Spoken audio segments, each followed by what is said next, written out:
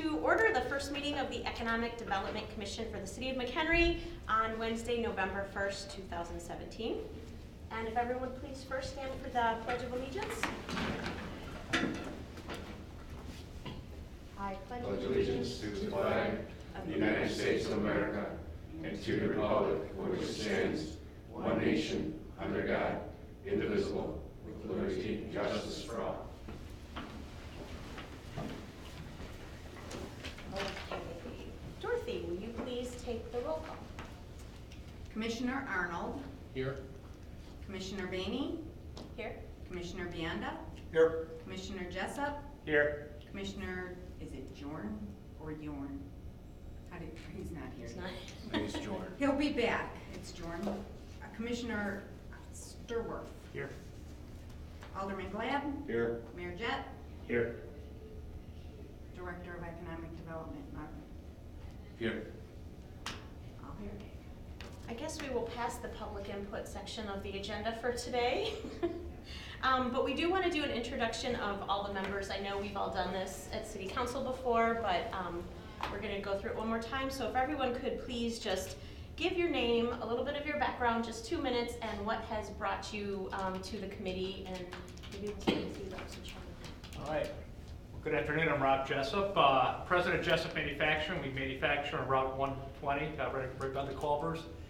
We've been manufacturing in McHenry since 1956, so we're proud to have been residents here for 61 years, and I was born in McHenry, so I look at myself both as a McHenry resident and a McHenry business owner. When Doug suggested that I apply, I didn't even second guess it. I love this community. I want to be part of this community. I want to do everything we can to support and grow McHenry. Excellent. We don't have to stand. We know. I'm Bobby Baney, and I also own Think Big Go Local, which is a digital marketing firm here in McHenry. I have been raised in this community. I absolutely love not only the town of McHenry, but I am passionate about helping small businesses to grow, and we're in a really interesting time right now where economics are changing and the digital age is changing the way things happen. And I think that's really a big part of what this commission is going to be looking at, and helping businesses to kind of sort out and bring in new development that kind of understands that. So that's one of the reasons I was interested, just that passion for small business for the community, and so that's why I'm here. My name is Jason Sturworth. I currently am the director of the Office of Special Projects for the 22nd Circuit in McHenry County, so that's the government center out in Woodstock. I am not from here. I was raised over in Lake County. My wife's family's been here since the late 1800s, and I moved over here when we got married, and we raised our family here, and it's a really great place. I've been connected to the city's Parks and Recreation Department for the last 10 years, and it's a great place. And I wanted to get involved in something that is completely different than what I do now. I'm involved in some other nonprofits, and I do some government work from the county level, but I wanted to get involved in something specifically designed to how do we make our community even stronger than it is now, and that's why I'm here. My name is Pat Arnold. I work for Ridgeview Electric in McHenry. I've been a resident of McHenry for 16 years, and the reason I applied for this commission is I love the direction the city's headed in now, and I want to do whatever I can do to help move it along in the right direction and leave a better place for my kids than I found McHenry 16 years ago. My name is Nick Bionda. I do equipment financing, specifically for large over-the-road trucks and semis, most people call them. And I focus primarily on small business, which is one of the drivers, like Bobby, of me joining the commission, was to really kind of put any of the stuff that I've learned in sales and marketing over the years towards some good use in my community. Been here since the early 80s. Love McHenry. We have a lot of great amenities with the water and the parks here, so we're just looking to help keep moving that forward. Excellent, thank you. We want to talk a little bit about the approval of minutes for this commission, and I'm going to let Doug explain that so that we can have a process that gets them posted and approved quickly. Thank you, Madam Chairwoman. So We sent out links for the Open Meetings Act, and in accordance with the state law, there's a link with the Attorney General's website. Everyone on a commission or appointed or elected official has to take the Open Meetings Act training and go through that link once. And if you've done it already as part of another board or commission, then you're covered. You know, we just ask you to give us a copy of the certificate, and then that's fine. You don't have to do it every year. Now with commissions and committees, it's done a little bit differently on different elected bodies. What we talked about, we had a kind of meeting with Chairman and Vice Chairperson and Mayor Jett, and we talked about the Open Meetings Act requires approval of minutes within 60 days of a meeting. Because this commission meets, 4 times a year or every couple months, what we thought about is we would have the minutes done and then have the chairperson sign the minutes, or review the minutes, sign the minutes, and then have the vice chairperson also review the minutes and sign the minutes, and then have them posted. And then we would post them and distribute them, and then they would be on the website. And then these meetings are also being recorded, and they'll be uploaded to YouTube. So they'll be on the city's YouTube page. So that's why we kind of did the introduction as well. So the reason we wanted the procedure for approval was that's kind of what we're proposing. And that's what we were proposing for discussion and subsequently for an approval. So we just really need everybody on the commission to agree to that, either agree or disagree to allow that procedure for the approval of minutes. So Dorothy, I'll let you call the roll and everyone can state their opinion on handling it in that fashion. Commissioner Arnold, Yes. Commissioner Baney, How about this? Do you want me to do that over Yeah, again yeah, then? yeah. Okay. Doug says we need a motion to, oh, I didn't think we Well, I didn't think we did either. Discussion too. and Yeah. well, exactly, that was, so, okay, so I need a motion to adopt the procedure for the approval of minutes, allowing myself and my co-chair, Mr. Jessup, to approve the minutes so they can be posted on the city's website. So moved. And a second? Second? All those, Some discussion. and any discussion? I just feel that to some extent it should also be incorporated in there that every member here will have a copy of the minutes before they're posted, and they should have, let's say, whether it be 7 or 10 days to bring up issues if they have issues of the minutes. And a silence of every member then would be considered a yay vote. Something like that I think is a lot better than just saying, not taking it away from 2 people, but from, the positions, the 2 positions, and just approving the minutes of the meeting for everybody.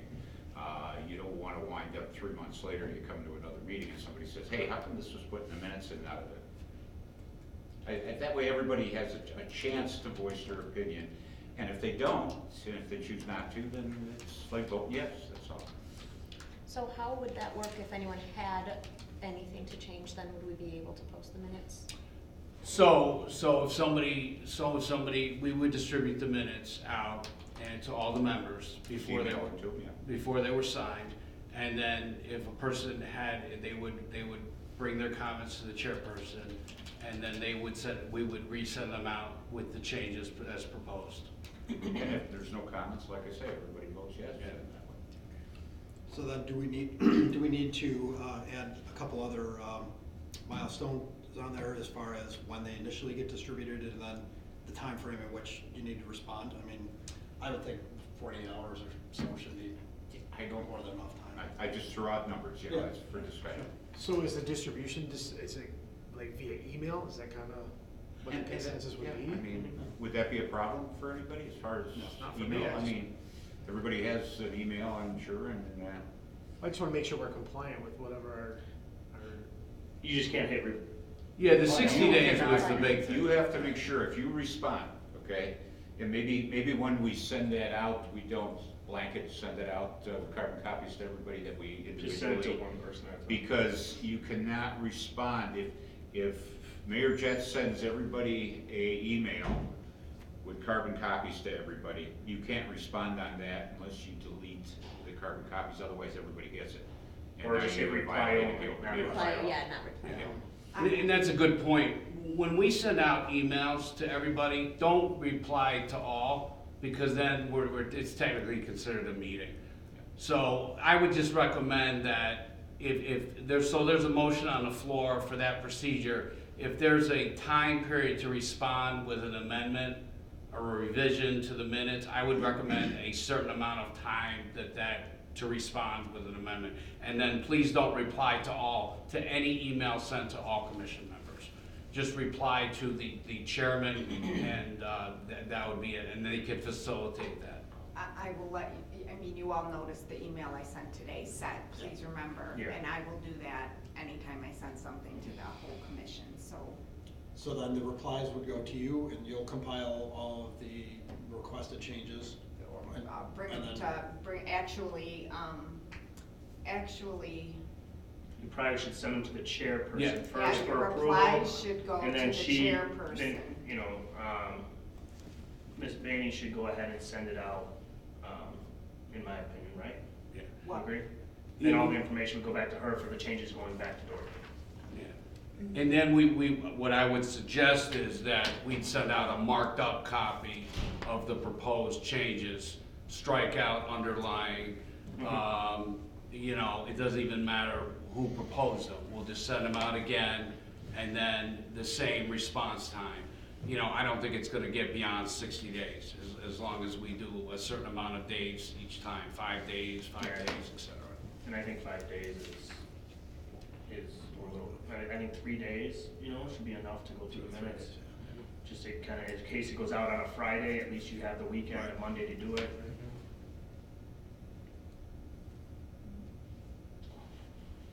Okay, So if that is amenable, then I would just suggest whoever made the motion to insert a number of days that would carry through, and whoever seconded to agree to that number of days, if they agree with that number of days. So I made the original motion, so I will amend to include a time frame of 3 days for those to be reviewed and sent back. Second. And that was second by Commissioner Arnold. Yeah, you know, if you really lengthen it, you know, the 10 days or 14 days. Right. Everybody's Just gonna forgot. forget about it. It's gonna get lost in your other emails this way. You know it's coming within the first couple days, and. It gets us time to post it.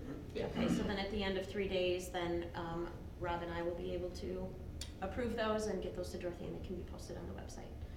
So that's the motion on the floor, so now can we take the roll? Is it, Any further discussion? Just on the approval, then will it reflect that we all vote yes on it then?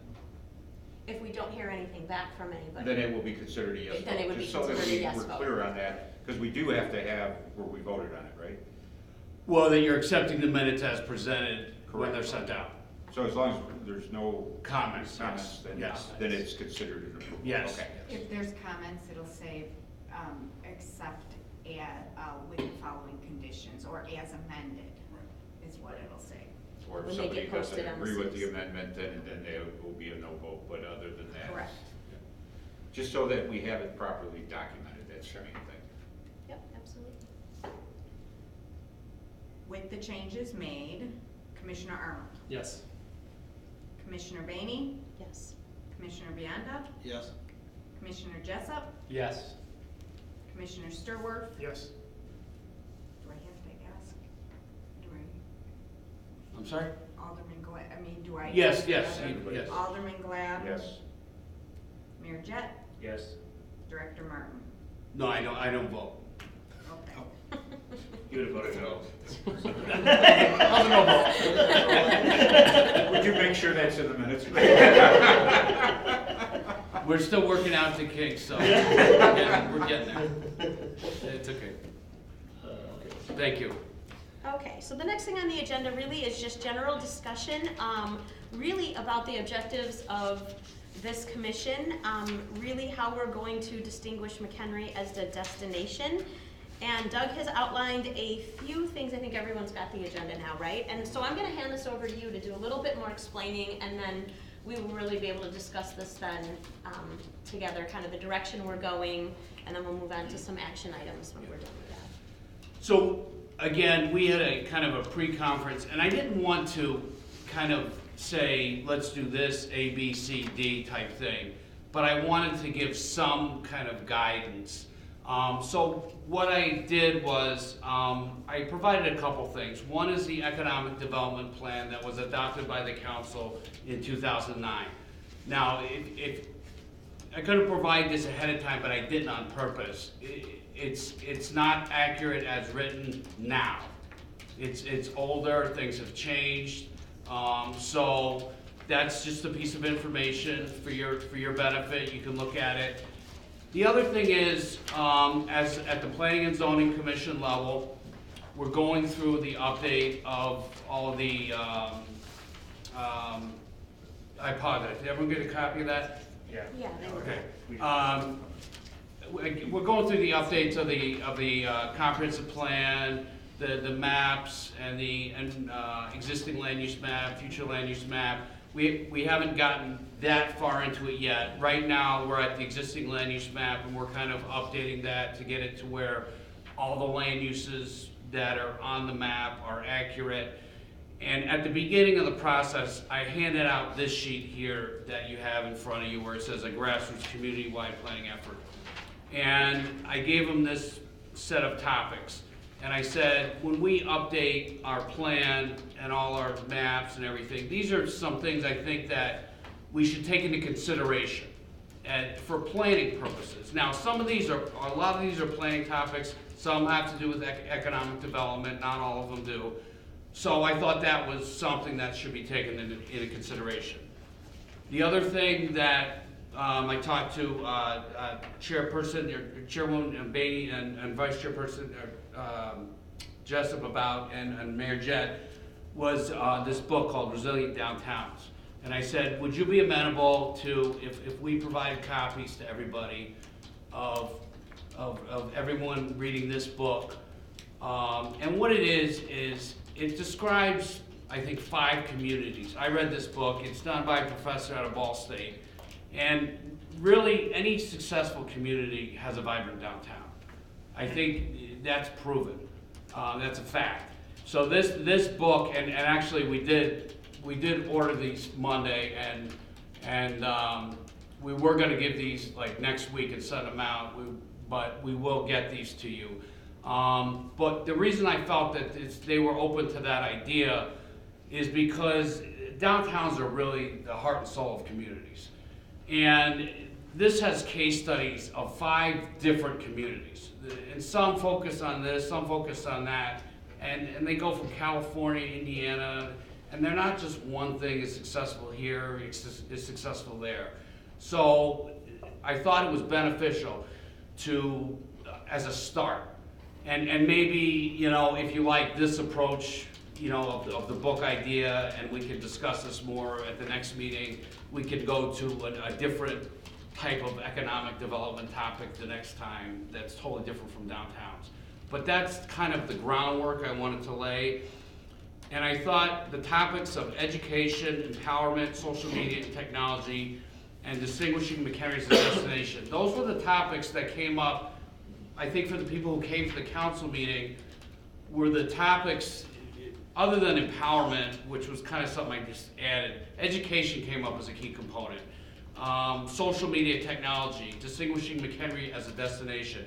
Those came up as topics that were important at that meeting, at that discussion, to economic development in our community. That's what I heard as moving forward in our community that we need to pursue. But how we pursue them, I don't want to necessarily dictate, because that's why we have a commission, that's why we have public input. But this commission, in my mind, we're empowering the community to pursue them. We're advocates for the community. So that's kind of the basis for the discussion. I know I kind of went a little bit all over the place, but I wanted to kind of provide a broad base for a discussion and just lay some groundwork. But these are the key elements: education, empowerment, social media, technology, and distinguishing McHenry as a destination. I think there's a lot of things happening in the world, and in order to stay a community that is successful moving forward, especially with changing demographics, the upcoming census, we have multiple generations, we have major demographic shifts, there's a lot of things going on. And we need to address a lot of different things, and everyone here has a different perspective on those things. So if we all approach that from a different perspective, but we come at it and agree on how we approach it, then the community will buy into that. And then we can empower them to do that for the entire community. So that's kind of the groundwork I wanted to lay for the discussion. Do we want to break these down to kind of discuss those 4 things? I mean, this is so However- new that However you wanted to do it, you just maybe just how, you know, you Well, got let's- it. I don't know. If I could make a suggestion, how about if we have every commissioner give their feelings on where we are as far as economic-wise in the city, and what they feel the key issues are that we need to accomplish, and it'll give us starting at least of where everybody's coming from, and maybe we'll pick some topics out of that that everybody feels that priority-wise that's what we should be going at. To kind of add to what we've kind of created already. Yeah, I think that's a great idea. And if you don't like something I said, or you think these are not the way you want to go, please tell me that too. So You know I will. yes. So please just, you know, that's just, I wanted to start that point. Does anyone have any thoughts they want to throw out there first? I guess I'd be more than happy to go first. I mean, as a manufacturer here in McHenry, what I really see is just a lack of potential labor force. And I think this really comes down to education. I don't know how many times, you know, we finally started interviewing somebody that, I don't know, there was manufacturing in McHenry. You know, they didn't realize that there are businesses and opportunities in McHenry. They said they get in the car and they jump on Route 120 and head east to Lake County or south to Cook County without ever, you know, realizing that there are opportunities right here in McHenry. And I think a lot of that probably just goes right back to education. And I know there's been working, where we have been working locally with the school to do, there's a lot of things going on, you know, within the schools, but I think that would be a key piece. If we can help create, you know, keep jobs and grow jobs in McHenry, then that just feeds, you know, an economic cycle. Robert, I think to your point, you know, you've talked about that we've discussed this with the schools and that. I think the other side of that coin is talking to those local businesses and maybe talking to them about putting programs together that allow them to market to their local community, saying, hey, we're here. Right. You know, and I agree with you. You know, as you close your eyes and you think about the couple of dense areas we have of manufacturing and industrial, light industrial, there's a decent amount for, I mean, especially for the size of the town that we have. So I think education is huge on both sides of the coin. If I could comment to your comment as well, and I'll sum this up with, I've been hearing for 20 years from the high school kids as they graduate, I'm getting the hell out of here. And that's the problem. You can educate the kids all you want technical, but if we don't establish our city and grow our city to where they want to stay here, then you're going to train them and they're going to leave. You want to train those people that are going to stay, and just like you said, you know, you want to help develop this town. Well, that's what we need to instill in our youth, not to leave, but change it to what you do want it to be. And I think that's kind of an avenue we need to look at. But that's where you're losing as far as your workforce. They're all getting out of town. Believe it. So. You know, I sit on the board at McHenry County College, and we have this discussion frequently, and what we have found is they actually are all coming back.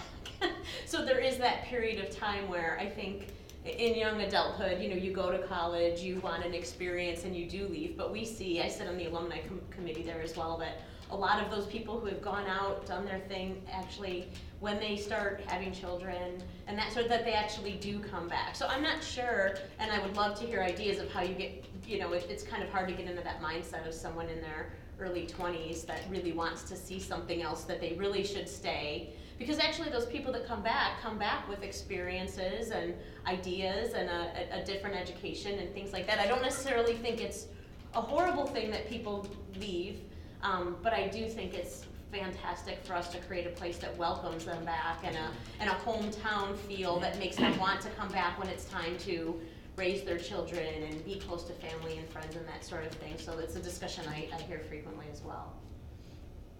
I think maybe that's probably the group that we might want to tap into then. I mean, if they're saying they want to leave and then decide to come back, I mean, my oldest lives in the city now, and he's like, hey, there's no trees out here, it's terrible. So you're right, so that's probably a group that we want to maybe somehow tap into and say, you know, why did you come back? What's here that brought you back? I'm probably pretty sure I know a large part of those answers are going to be sense of community, sense of family, open space. Yeah. But you know, if we can get that kind of compiled into some real quantifiable data, do something with it.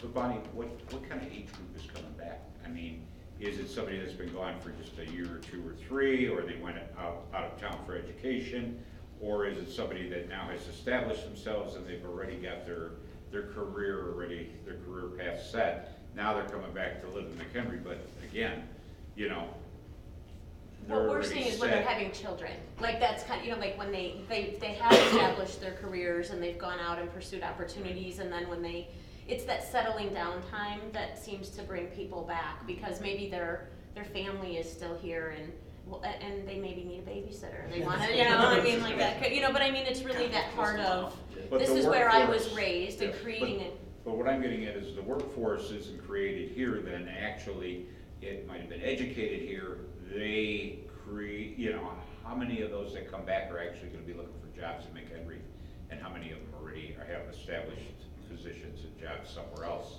and they just like to live here. You know, I mean, I can remember as a kid when I used to come out fishing as a teenager, and I'd be coming in at 5 o'clock in the morning to come fishing, and I'd see everybody coming out of McHenry heading for Chicago, you know, to get their jobs. So, I mean, it's not something that's just happened recently. I mean, it's been going on for probably since McHenry got established. Okay. Yeah. I think, you know, I've heard people, younger people than me, they move somewhere for the job second, for amenities first. So bike paths are number one, open space recreation. So we've been looking at things like the Zaxter program is one of the programs we're looking at, extension of bike paths, recreation. Don't let people leave.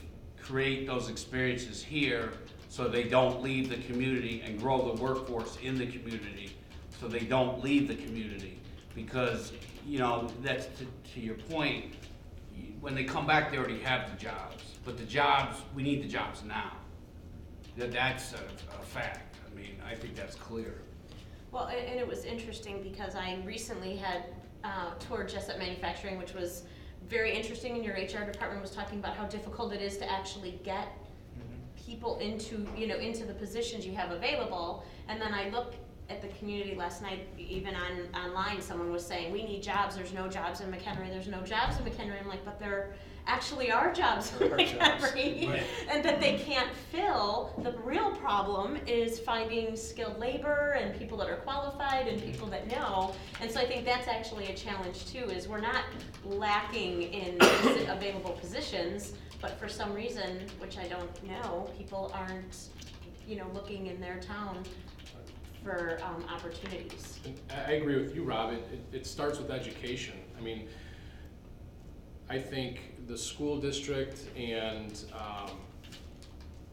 Doug have done a good job of, you know, the last 2 years being involved with the manufacturing trade expo at the high school. You can see all the kids there that, you know, want an opportunity besides college. And the high school district is pushing trades as hard as they are college careers now too, which I think is extremely important. I never went to college. I take it back. I have an associate's after I went through an apprenticeship program, so I'm a tradesman first.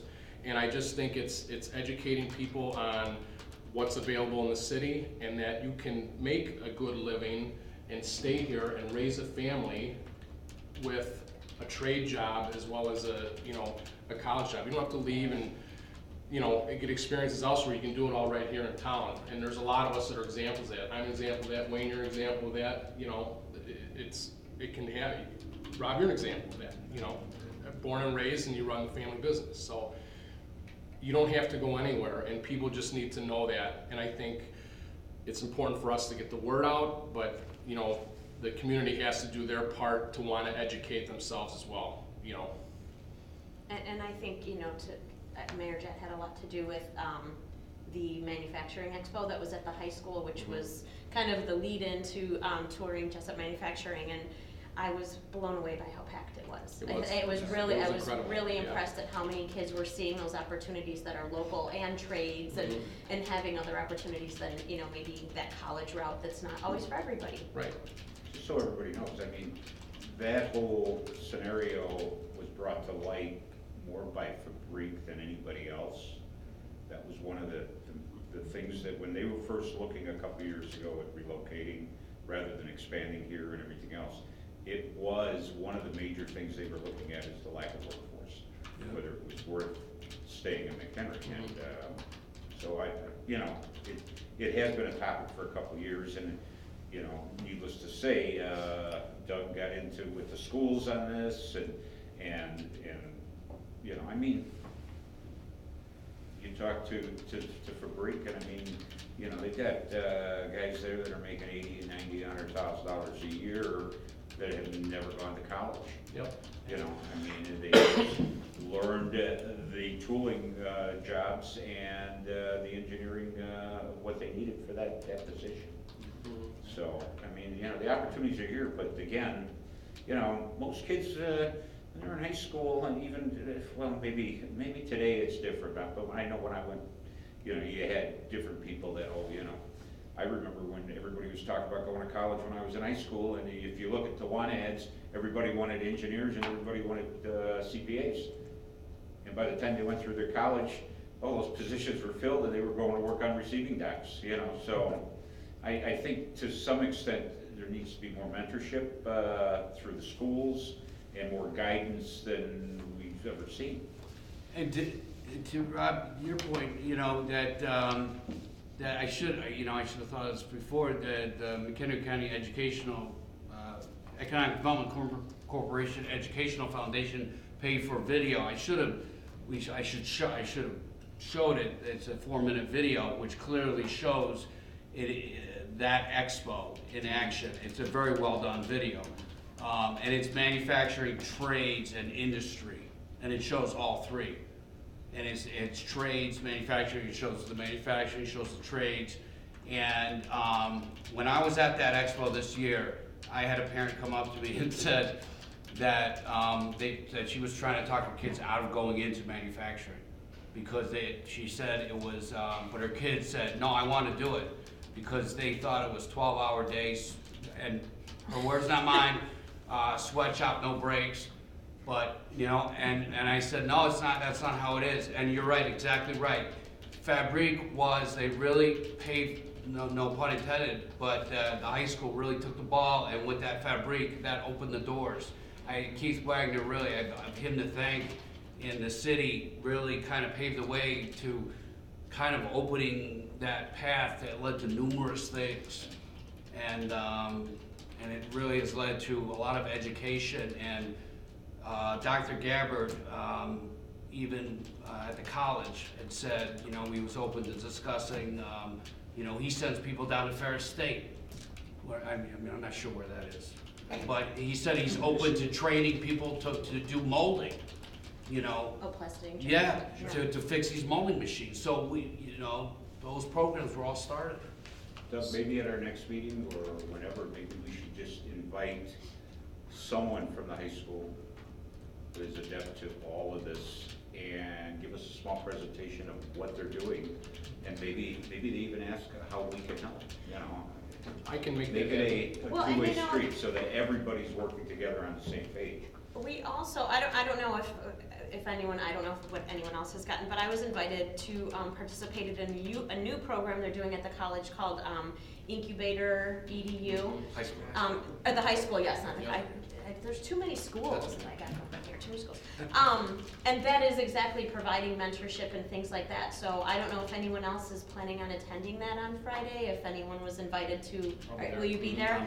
I can't go on Friday, but so it would be interesting too to see how we can create that relationship between this commission and the high school and get some people here that are doing that mentoring and really understanding firsthand what that's all about and how we can make an impact on that high school level, because that's really where I think they're probably the most impressionable.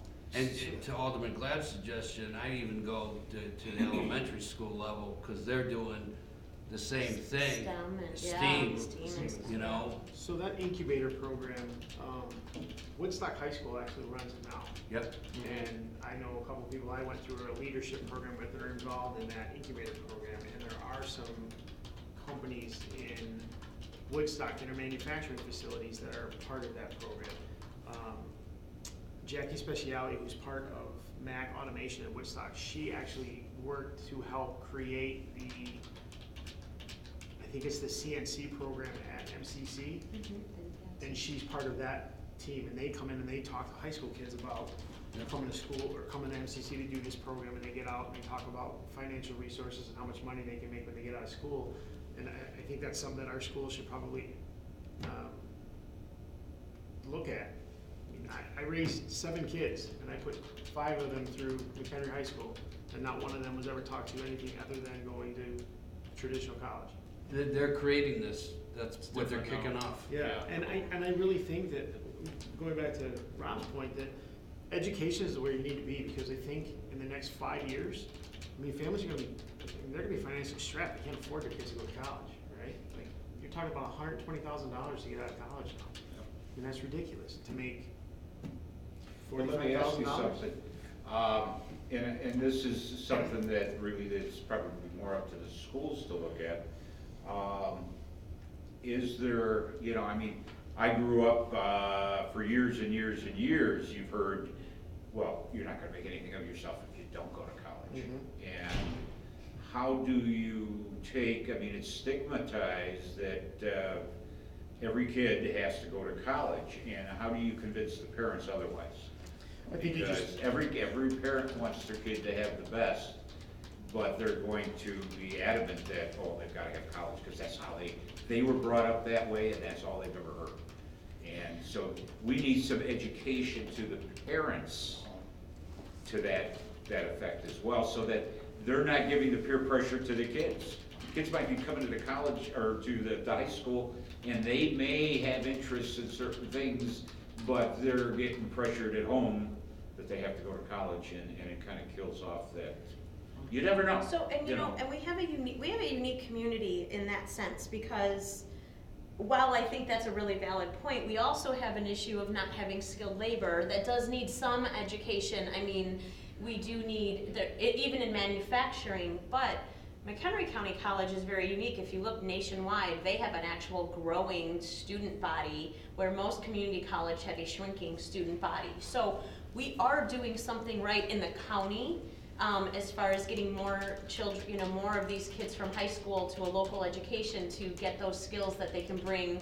Like the CNC program is an excellent example, because that came into existence based on a need in the community, and if we were able to identify needs in our community, we've got phenomenal partners at the high school and the college level that will literally create programming if we have a need and can get those students there to take those classes and then back here to fill jobs. So if I'm kind of hearing everybody right, I think that that's really maybe something we list as an action item, as to really how are we going to work as a commission with the educational bodies that we have access to to educate not only parents, but to educate students and to really find out what are our needs, and how do we utilize those resources to get those filled. I am not a manufacturing person, I mean, I have no problem saying that, but we have, people here who are, and, I think that sounds like that's maybe one of the things we really want to focus on is strengthening those partnerships and identifying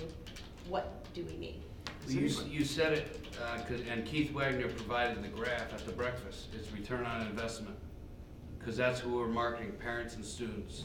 They were showing, and he provided the graph showing the money and the disparity. And I'm an example, I have a master's degree, and I got out of college in 4 years, and I was 4 years older. And I had to go to graduate school in order to get a job.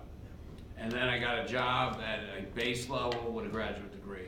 But that's why we targeted that towards parents and students. And then the follow-up to the expo, which we haven't done yet, was for parents and students to go to these places because it was much as to the students as to the parents. And Keith provided that chart at that breakfast which showed the graph of the ROI to the parents. Because of what you said, Alderman Lamb, what you said, Jason, exactly what you said, those same reasons. Has anybody here ever seen a presentation from MCC and all the things they offer there? Not since I went there. So here's something I learned. Here's something I learned that's really interesting that I thought talk about leveraging your financial investment. That if you go to MCC for 2 years and majoring in like their pre-engineering program, and you have a 3.5 or better, you're automatically accepted to the University of Illinois for their engineering program. So you go to MCC for 2 years, you go to U of I for 2 years, and then you're out with an engineering degree. And you, because my son, we have met with my son about this, and they also house you within, it's not a fraternity, but it's like a fraternity. Kids that have come through that same program through other community colleges. I mean, yeah, there's tons of huge There's a benefits. lot of stuff over there. They have a classroom for their fires or their EMT program. They have a classroom that has 3 bays that when you go in there, they're actually built as a Bachman ambulance. So that they actually get practice of loading gurney. So everything's like real hands-on stuff. I think it would benefit us to actually hear something from MCC for us to kind of understand where they're coming from. So when we talk to the school, we can kind of all be on the same page and maybe invite the school to hear about some of these people from MCC. Because I was amazed at some of the stuff they have out there. I mean, they're now having they have a certified occupational therapy program there. They have a nursing program there. They have a lot of things people can get involved in right then and there for a tenth of what you would pay for a year to 4-year school. Yep. And I know we're not talking about college, but I just think that if we're going to talk about education, how we connect people all this, and maybe we need to learn more and educate ourselves so we can speak intelligently about it when we talk to other people. I would be happy to arrange something with Dr. Gabbard to, come up with some dates if the commission was willing and go out there and tour and have them. I think it's amazing. I'm incredibly passionate about that college because it's such a great school and there's so many great opportunities. And I think we do need to know what's in the community and what what are the resources to train people for these positions. Absolutely, because in a lot of cases, it's not just training somebody coming to high school, you're talking about retraining entire workforces as markets and technologies change jobs. And their whole goal is to fill those gaps. So if there's programs that we're missing and if there's things that are taking kids, I think I had heard you say at some point, Wayne, you're sending, to get people certified in as techs, you're sending them far away, there's Texas. not. Yeah, I mean, that's crazy. And that, why wouldn't we say, here's a gap we need to fill and see if the schools can provide that programming for us so, we're not having to send kids or anybody far away to have the skills to work here. Because if it wasn't for you sending them, then they're never going to really get that opportunity to get involved in something that might be interesting. But how many different people could you help if you not have to send them to Texas? Oh, financially, it's Because definitely the money's going to Texas. And And the money's going to Texas. Exactly. And I don't know how much they're learning while they're there, but but yeah, Lennox Industries is out there, and it's a good penny to send them there. But I would love to send them locally without having to go. Lennox is a 2-week class versus something for 6 months. My daughter's taking a high school class and getting college credit. Yeah, a lot, yeah, absolutely, yep. The one thing I never understood since I've been here in McHenry County, that So I grew up over in Lake County, and our junior college there is College of Lake County, CLC. And they have a high school tech campus there. So they have everything from, I mean, hair salon, like, I don't even know what it's called, like a certificate to be like a hairstylist, all the way up to HVAC, automotive, EMT, nurse. And kids go to school there in the morning for half their day, and then the school's busing back to their high school to continue the rest of the day. So they're actually working on certifications while they're still seniors in high school. And I know McHenry High School at one point talked about joining that, because the CLC is not too far, but I know some of the other schools farther into the county, it's too far for them to send them there, but I don't understand why we wouldn't look at, I mean, I know that's a dream, but I don't think it's a dream, because the College of Lake County, they were at the MTI Expo last year. I think a lot of it is more dense, and I think a lot of, we have to learn what they're doing, Right. because I think they're on the path to doing some of that. But I just thought, I mean, and it was full. I mean, every high school in Lake County belongs to it, and they're like 1,500 students show up there every morning to do, and they all go in their different, whatever their trade is they're learning or their certification they're working on. And I mean, guys are graduating from high school with half their automotive certificate already done. So by the time they're 20 years old, they're already turning wrenches, making a living.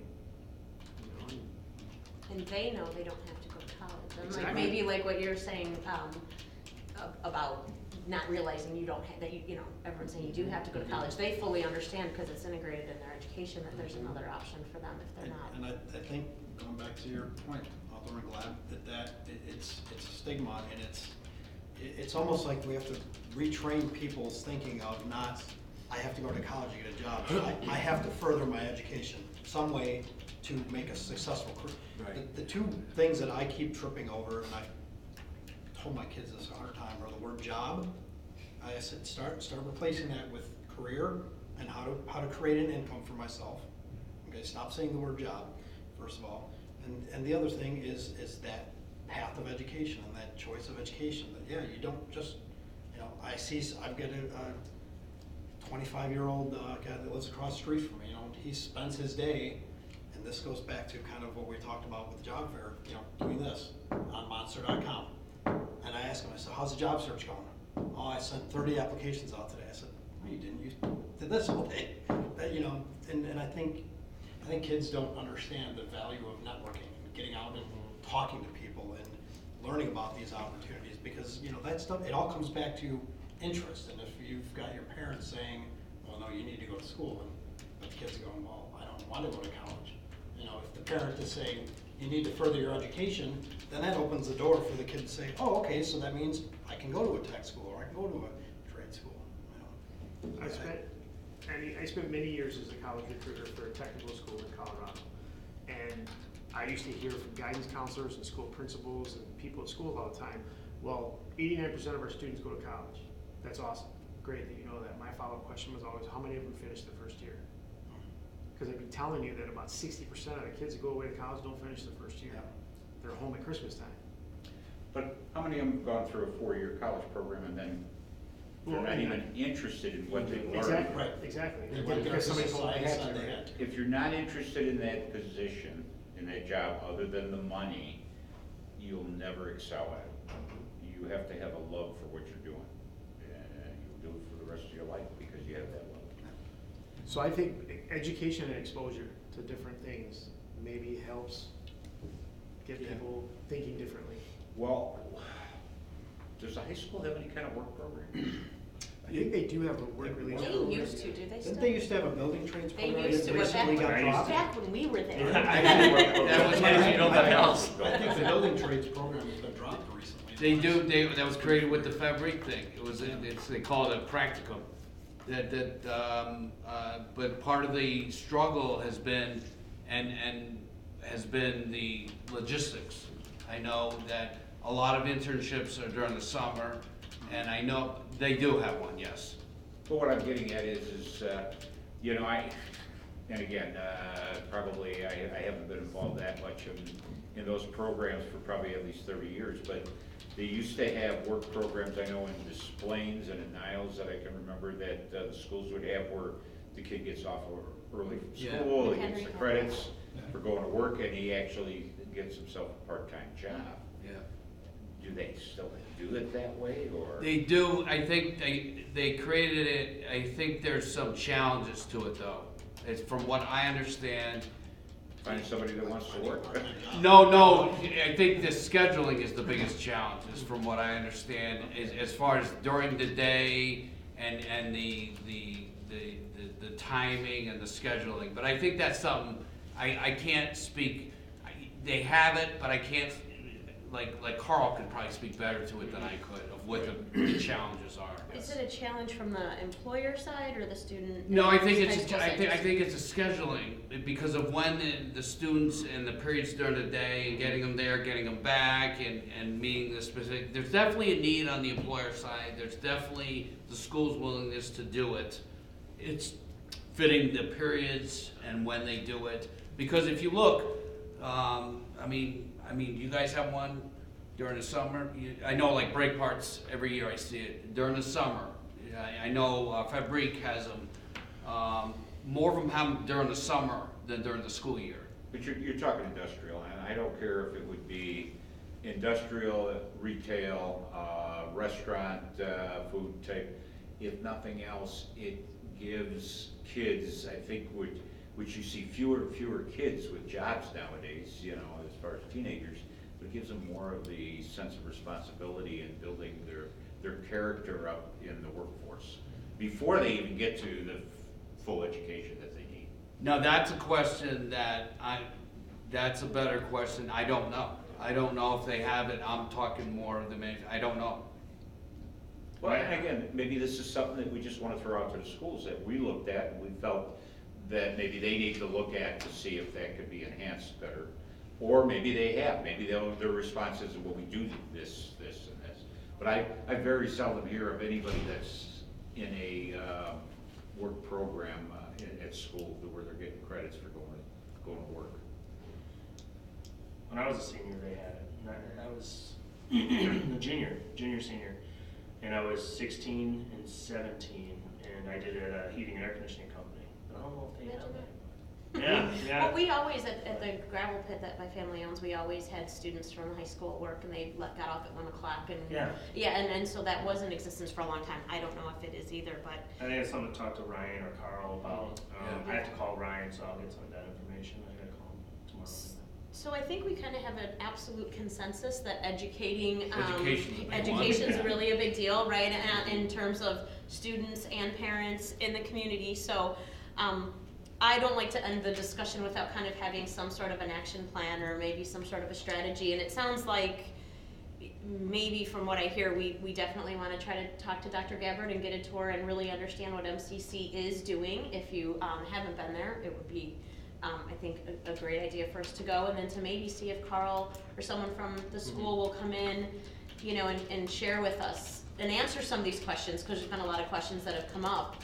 And then maybe at that point we can start to formulate what would be a way that this commission can reach into the community, and how can we help the city and our residents to figure out what those resources are, or how do we, you know, pull in those kids that aren't going to school and keep them here and have opportunities. Does that? Do you want to tie in 15 and 156 at the same time?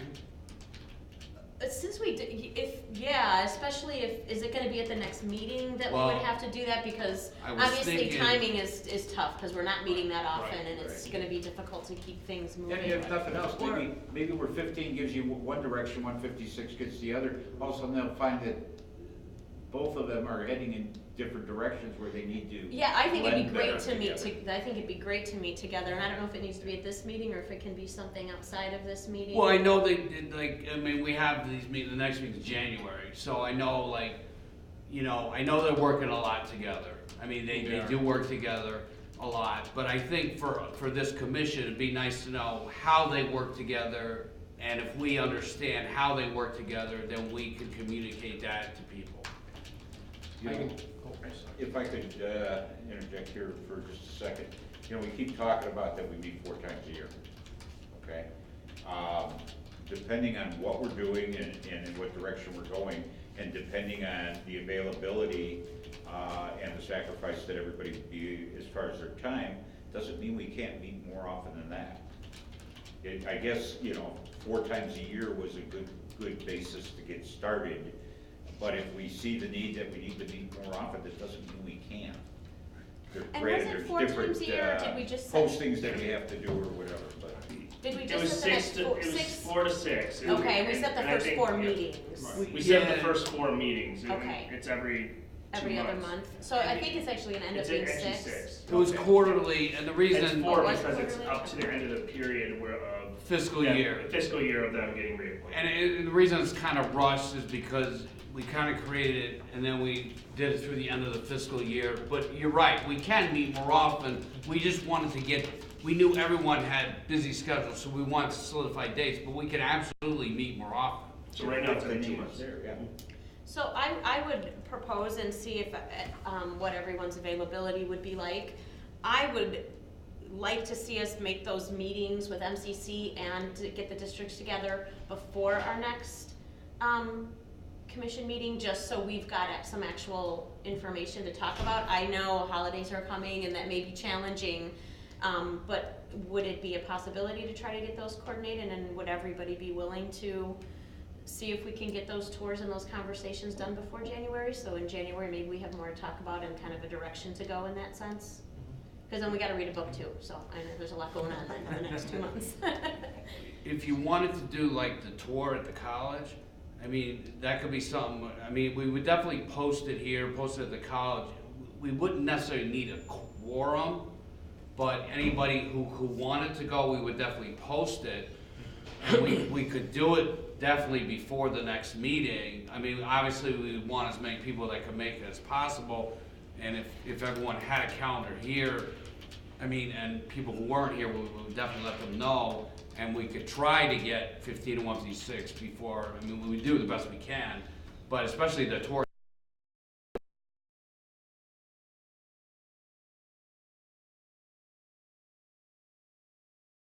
Yeah, maybe just,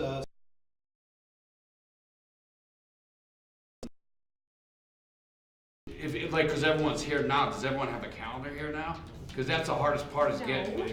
You don't have your calendar I now? have my phone, but I'm really bad about putting things in my phone. But if we have email, if we send out, is that the best way to get in touch with people? Because it's really, that's the hardest part is getting the dates. That's why we sent the dates out all at once, is to get everyone's calendars kind of synced. Does everybody have Outlook calendar?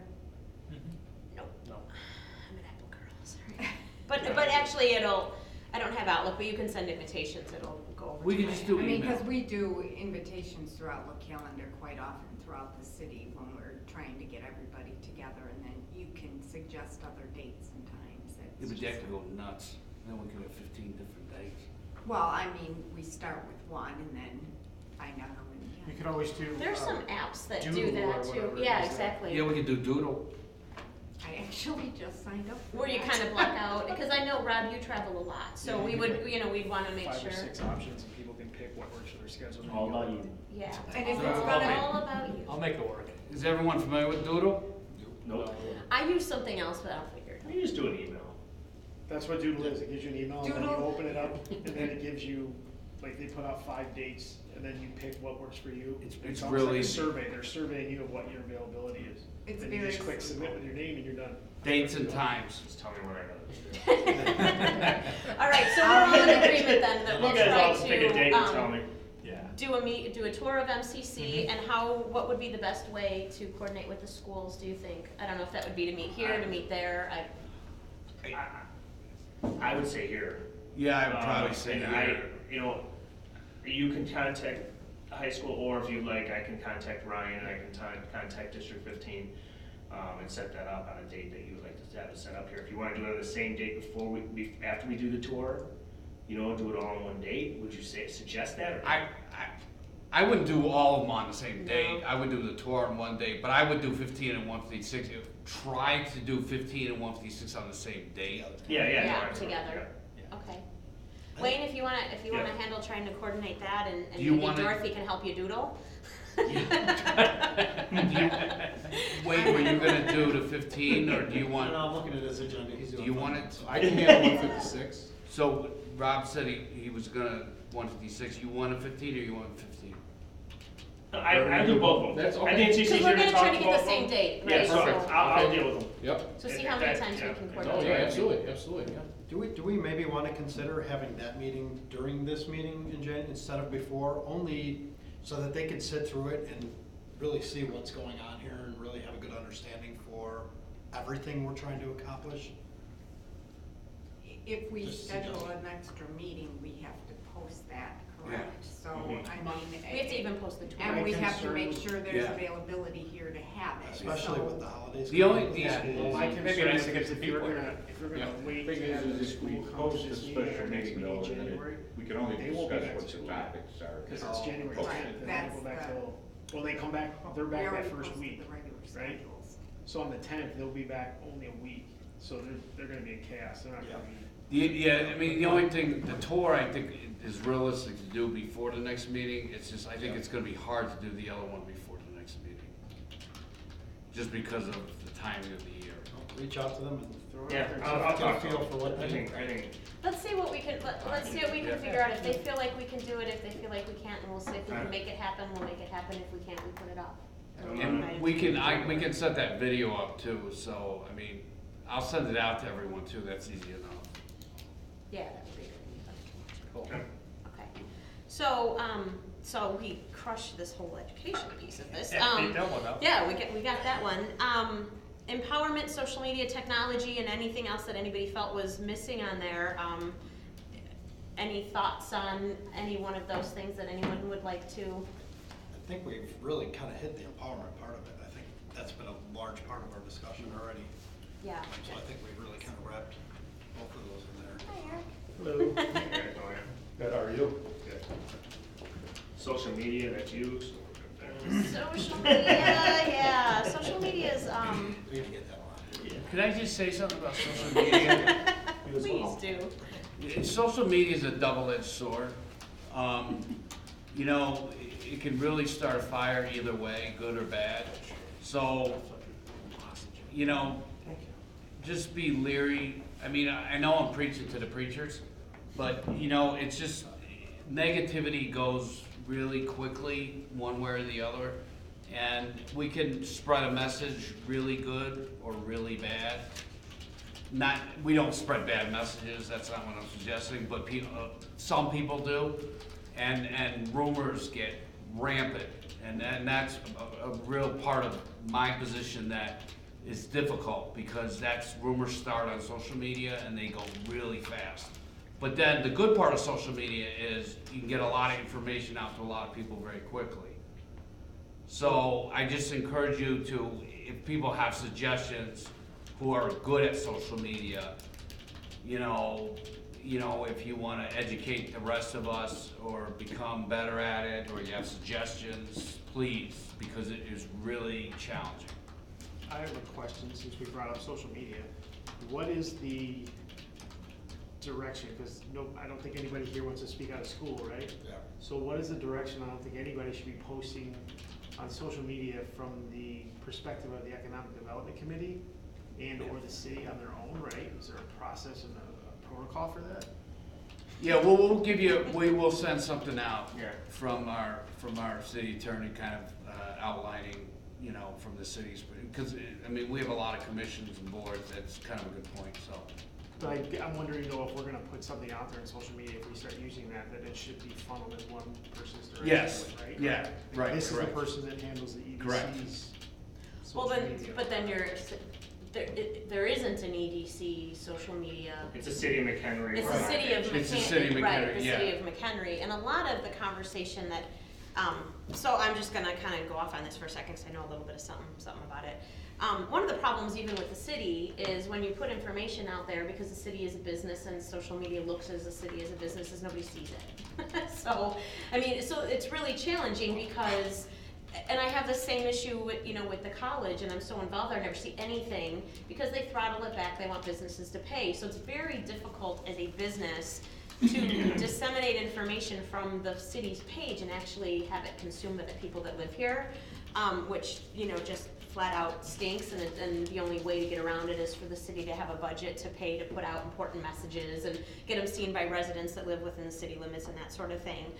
So what tends to happen, and where all the activities taking place, is in these groups that aren't run by the city, that are run by other people, and I know I see some of us in those groups frequently, you know, having discussions and trying to disseminate bad information, and you know, and that sort of a thing. So that's kind of one of the biggest challenges, is the conversations are really happening on a personal level if you really actually want to get into conversations. So like Wayne can go post something on his personal page or talk about it in a group, and you know, that's where all the that's where people are getting educated. It's really not coming from the city, which is a really unique challenge. And that's the problem, because they're getting educated, but it's not the right education. But it's not from the right place, and where the place, and nobody's going to where the real information So is at. here's a good way to say that, is we know when these meetings are, right?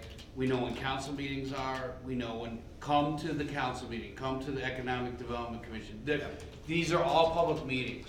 If you have opinions, I invite people to meetings all the time, they don't come, but they're all invited.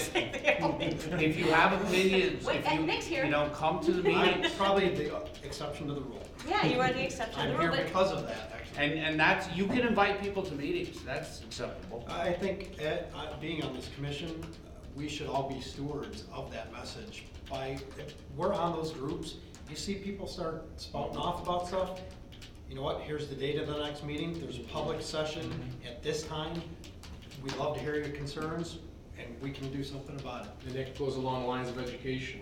You Yes, gotta it educate does. yourself on Yes, what's it going is. on, like, Right. you have a problem, you don't like what's happening, come to Right. meetings. And part of that education is Yep. letting them know where, when, and how Right. to do that. But to your point, I mean, I saw a lot of people complaining and talking about the, you know, the new VA facility, and I came to that meeting, and I think I was the only one, other than the people building the place, sitting out there. Correct. So one thing that Doug does, and this would maybe be something that could, you know, kind of go back to the city, because Doug's really good at this one, but he's putting it out, I think it's usually on your personal stuff, is he's tagging I'm the not people doing in the, that anymore. you're not doing that anymore? He tagged me on everybody wasn't 82 loving things that. in one month. I know, but you know what? I get notified then, and I know what's Right. happening. I actually think that maybe having a strategy where maybe you're not tagging 48 people, but if it's relevant to the Economic Development Commission, you tag those people. And if it's, you know, if there's something happening in the city that we can help disseminate a message, that we do get tagged in it. So I know The more people that get tagged, the more people see the it. more people Yeah. that actually I see know. it and then pay attention, I'm like, oh, I could share this out, you know, like this, you know, I think Doug tagged me for a reason, I'm something usually. So I think that maybe having a process at the city level for how do we know what's getting put out, and if there are messages that we can help to share, figuring out a process for how do we tag the aldermen and the, you know, and the different committee people that might help spread that I agree. message. Is it? All I was gonna say is, if you're talking as far as to aldermen or to those type of positions, but the general public, all I can say is good luck. I Oh, mean, not to the, no, not to the general public, but sometimes we're missing messages that are coming out from the city, Okay. and how do we, you know that there's something happening, so we can talk as stewards with knowledge that this is taking place or that's taking place, you know, kind of to Nick's point. It's tough, because a lot of times we don't know what the city's even putting out if we're not going out there and looking for it, and we're all busy. I mean, the point I guess I was trying to make is the fact that we had talked about on several different issues already, as far as the public, and getting the public, not so much to understand, but just to listen, is very, very difficult. Because there've been issues that, as an alderman, I have been, 12 or 14 people have approached me on certain issues. I bring it up, and they're supposed to be at the council meeting, and not one of them shows up. You know, they're all, it's so important to them, so important, but not important enough to just get out that night and come to a meeting. And again, I don't know. You know, we talk about social media, and you know what seems to where the general public gets involved more than anything else? Somebody bashes somebody, and all of a sudden everybody seems to like that negativity, and all of a sudden everybody jumps on the bandwagon. So I think we ought to have a page to beat up Wayne Jett. I do. No, And then everybody all the be on time. it. But no, I really, think one of those. again, as a Republican committeeman and watching elections, I'll go back to the mayoral election back in the spring. And if you look at the results, okay, and there were so many different things discussed on social media. I mean, and I'm not talking just the mayoral election. You look at the mayoral election, that was an election that people picked. You take a look at the township supervisor, that was another one. You look at the township road commissioner, and that was another one. But then you looked at the school boards and the trustees for the townships, and it's, you got 8 people, vote for 4, big, top 4. They were the big vote getters. You know, vote for 2 out of 3, big, first 2. So in other words, yes, there's certain specific. No offense if you were the top 4 or top 2. I was actually. I lucked out this time, I guess. Nobody knew who I was. It's not that there's any, what I'm saying is, when you look at that, and what that tells you is Yeah, exactly. the average public is, they wanna be involved, they wanna be told what's going on, but they don't really want to, how would you say? Get involved. They don't wanna get involved, we really wanna have to sit there and contemplate on it. I mean, it's gotta be totally spelled out to them. And I don't know if it means that, it hits them in the pocketbook, you know, and explain how it hits them in the pocketbook, or, we've been talking about the high schools and the colleges and how it's gonna affect their kids. I don't know. There's gotta be different approaches we use, Well, because that's a it's good been point. very difficult. And we have to think about our audience too, like, if we're trying to reach out to this younger generation, they're not on Facebook, so we're not teaching or sharing anything on Facebook that anybody in high school, junior high, or even actually at MCC is going to give, you know, any attention to whatsoever, because that's not where they're spending their time. So I think we also have to think about strategies. You know, Doug's been on Twitter. There are a lot more of the kids on Twitter. It is tough. But, you know, I mean, like, looking at the platforms that they're spending time on and the messages that we want to share, and maybe more what we're putting out there and how we strategize to get those messages heard. Like, the city needs to be on Instagram. I'm just gonna say. No, I mean, I do. No, I do agree with I that.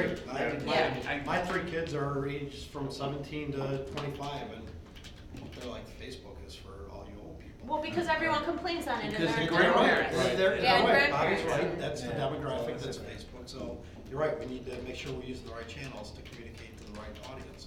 Is that Instagram? Is that what you're saying? Because I mean, I have it. It's Snapchat. very time consuming. And Snapchat. Yeah. Snapchat's Snapchat, tough that's the to new- get. All three of my kids, that's all they use, Yep. that's it. Instagram is photos and text, right? You do both. Videos. And Yeah. videos Videos, and stories, yeah. which would be really. Selfies. If you notice, though, every social media platform is trying to copy Snapchat. They're all integrating, finally, all the elements from Snapchat, Yep. they're trying to. So is there an idea, I'm just listening to Yeah. everybody saying, here's, going back to the school, the education piece, is that if we're looking at a target audience, right, of trying to capture people that are growing up, going through the school system and wanting to develop a career and stay here, is there a need of us to look at potentially having a high school student help attend these meetings, and is there a way for us to partner with the school to say, hey, we'll give this student credit, for them to get involved in governmental work, Yeah. and they can help us with social media stuff? I mean, not that you. No, you don't want high school kids helping you with But that's social how we media got stuff people to that's the business expo. We got people, that's So- how the high school got people to the expo. Yeah. I don't know, maybe Bobby, that so much that helping, like physically putting, but Right. I think if, once we come up with the message that we want to communicate and how we want to communicate, I think that'd be a valid point to have somebody, maybe in an advisory capacity. Yeah, to advisory, give us yeah. some Yes. input Yeah. on, I mean, that's who we're talking to. I so think get we'd it from them. actually be better to have brand ambassadors at that level than we would be to try to get I think both. marketing consulting, I think because both. they really, okay, Well, but. I'm just saying, if you did it that way, you're gonna get the schools to buy in, they're gonna connect to the Well, city, and that's just. What if we ask 15 and 156 when they come here? Well, and that's something that you can do as well, but also something I'm working with Superintendent of District 156, Ryan, is to give us weekly updates of what's going on in the school. things that they have done and put that on my page that I share, and then the city shares it, or we put it on the page. Because weekly reports, I mean, I'm very transparent when it comes to that, and I hate that word, but it's used a little too much. But, you know, letting the public know what's going on a weekly basis, whether it's the police department, how many arrests, the new chief is all about, you know, transparency, letting them know what's going on in the community. So we're looking at NIXL. So this NIXL program is something that we're going to be get going on, and it's actually a community NIXL, so it goes around in your text as an event. Then there's the advisory, and then there's there's an armed robber. Don't we have NIXL or is that a NIXL, it's alert only. It's NIXL 360. But this is NIXL 360, so it's a totally different program. Okay. So this would be something that we can get information out. We can actually go around certain areas, so you can actually geographically, like if there's an alderman, that has an issue, or there's a road closure in that ward or that subdivision, we can actually highlight that area and send out a text to those homeowners. Like Reddit, kind of. Right. So, yeah. But again, you're getting it and you're disseminating it to this older demographic and not, you're getting the information from the school, and I think what we're kind of talking about too is how do we reverse that and get these messages to the kids of what's happening. We're getting what's happening in the school to the adults. How do we get what's happening in the community to the kids? It's like giving a 17-year-old a newspaper. Exactly, right. And it goes back to wanting these kids to stay there when they graduate and be engaged and be part of the community. I think the Snapchat and the Instagram. And to kind of go to what Jason was kind of referring to, is like getting some of these kids involved. I think, having someone from the school that was doing like what you're saying, Wayne, is taking that information and sharing it with your audience. You have a large audience. How do we get somebody that can do that same thing, but to their audience as, and someone who, not that we're providing the guidance, but that they've got a following at the school, and, how do we get them involved so we get these messages about jobs that are available and things that are happening, and, opportunities in the community for. What about speaking to the school? What about speaking to the school? I mean, if we set up, the schools would let, us or whoever wants, I'm not a very good public speaker, as everyone in McHenry knows, but I think we get the right people to get up and speak to the school. I think the school would be. They do that. Yeah. I get invited every year. They invite businesses to come in and talk to. And I think when they come here. I don't know if that's like the full answer, but. But I think also, like, if you have kids, I'll watch some of us have kids in high school. I know they use Snapchat and Instagram. You're right. One of the things, Doug, what is the name of that program through the Boy Scouts? Explorers. Doing Explorers. Yeah. So Doug and I have been working with them, and we want to start, and they don't have one in municipal government. So we want to start one here, and things got out of hand and we didn't get to it yet, but that's one of our things, and that will bring students in through it's like a scout program, but it's not a scout program. They were at the expo, so it's kind of trying to get students involved in government.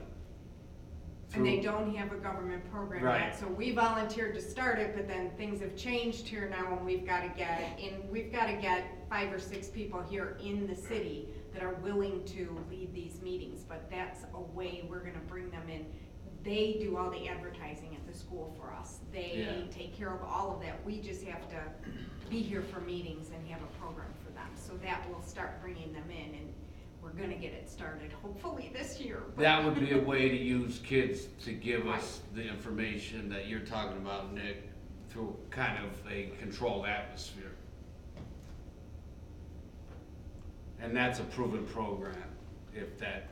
We can give you more information about it.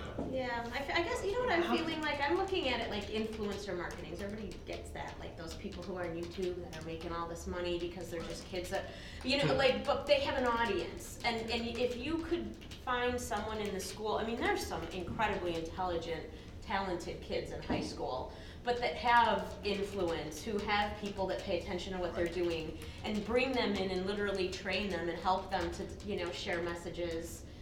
I guess that's kind of the way I'm thinking, is how do we identify someone who'd be an influencer marketing person in in our community that was of that age Instead of starting the bracket. business from scratch. Yeah, Buy their exactly, like, business. we'll show you how to do Buy that, their we'll book show of you the business. message, we'll train you, and how do we, that seems to be, to me, the way that you reach kids, and that younger generation. I can talk to my 17-year-old and I'll find out tonight who in the school has got the most followers on whatever platform is the popular platform, and I mean, that's. And is there incentives that we can offer these kids for following our page or following the school page? Is there some kind of incentive for that? Is there where you speak to them and say, hey, follow us now, and you have a chance to, I know I did this. The thing is, they're not gonna follow you on Facebook, You they're gotta not gonna talk their follow you. language. Instagram or whatever, I'm just saying Yeah. Instagram, whatever the case. You bring up a good, so there is, I have a younger cousin that does club promoting, and he does it through social media, and you're probably familiar with this. And he gets paid, he puts out some kind of code to all his, whatever social media he's on, followers, and they come to the door and they give that code and they get, a reduced entry fee to the club that night or bottle service or something.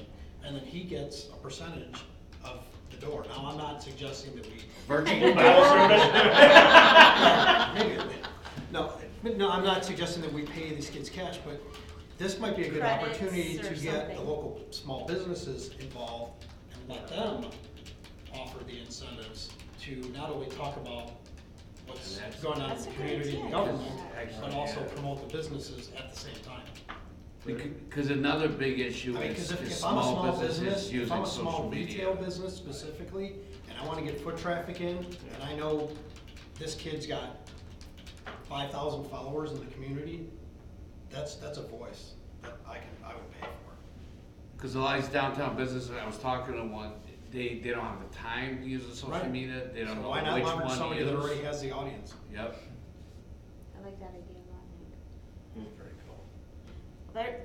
There's a lot to that, and it gets complex for sure. Yeah. Social But I media think that's why- space, that's tying why the I'll small hand the baton business over to to the you. social media, to the kid. How do we do that?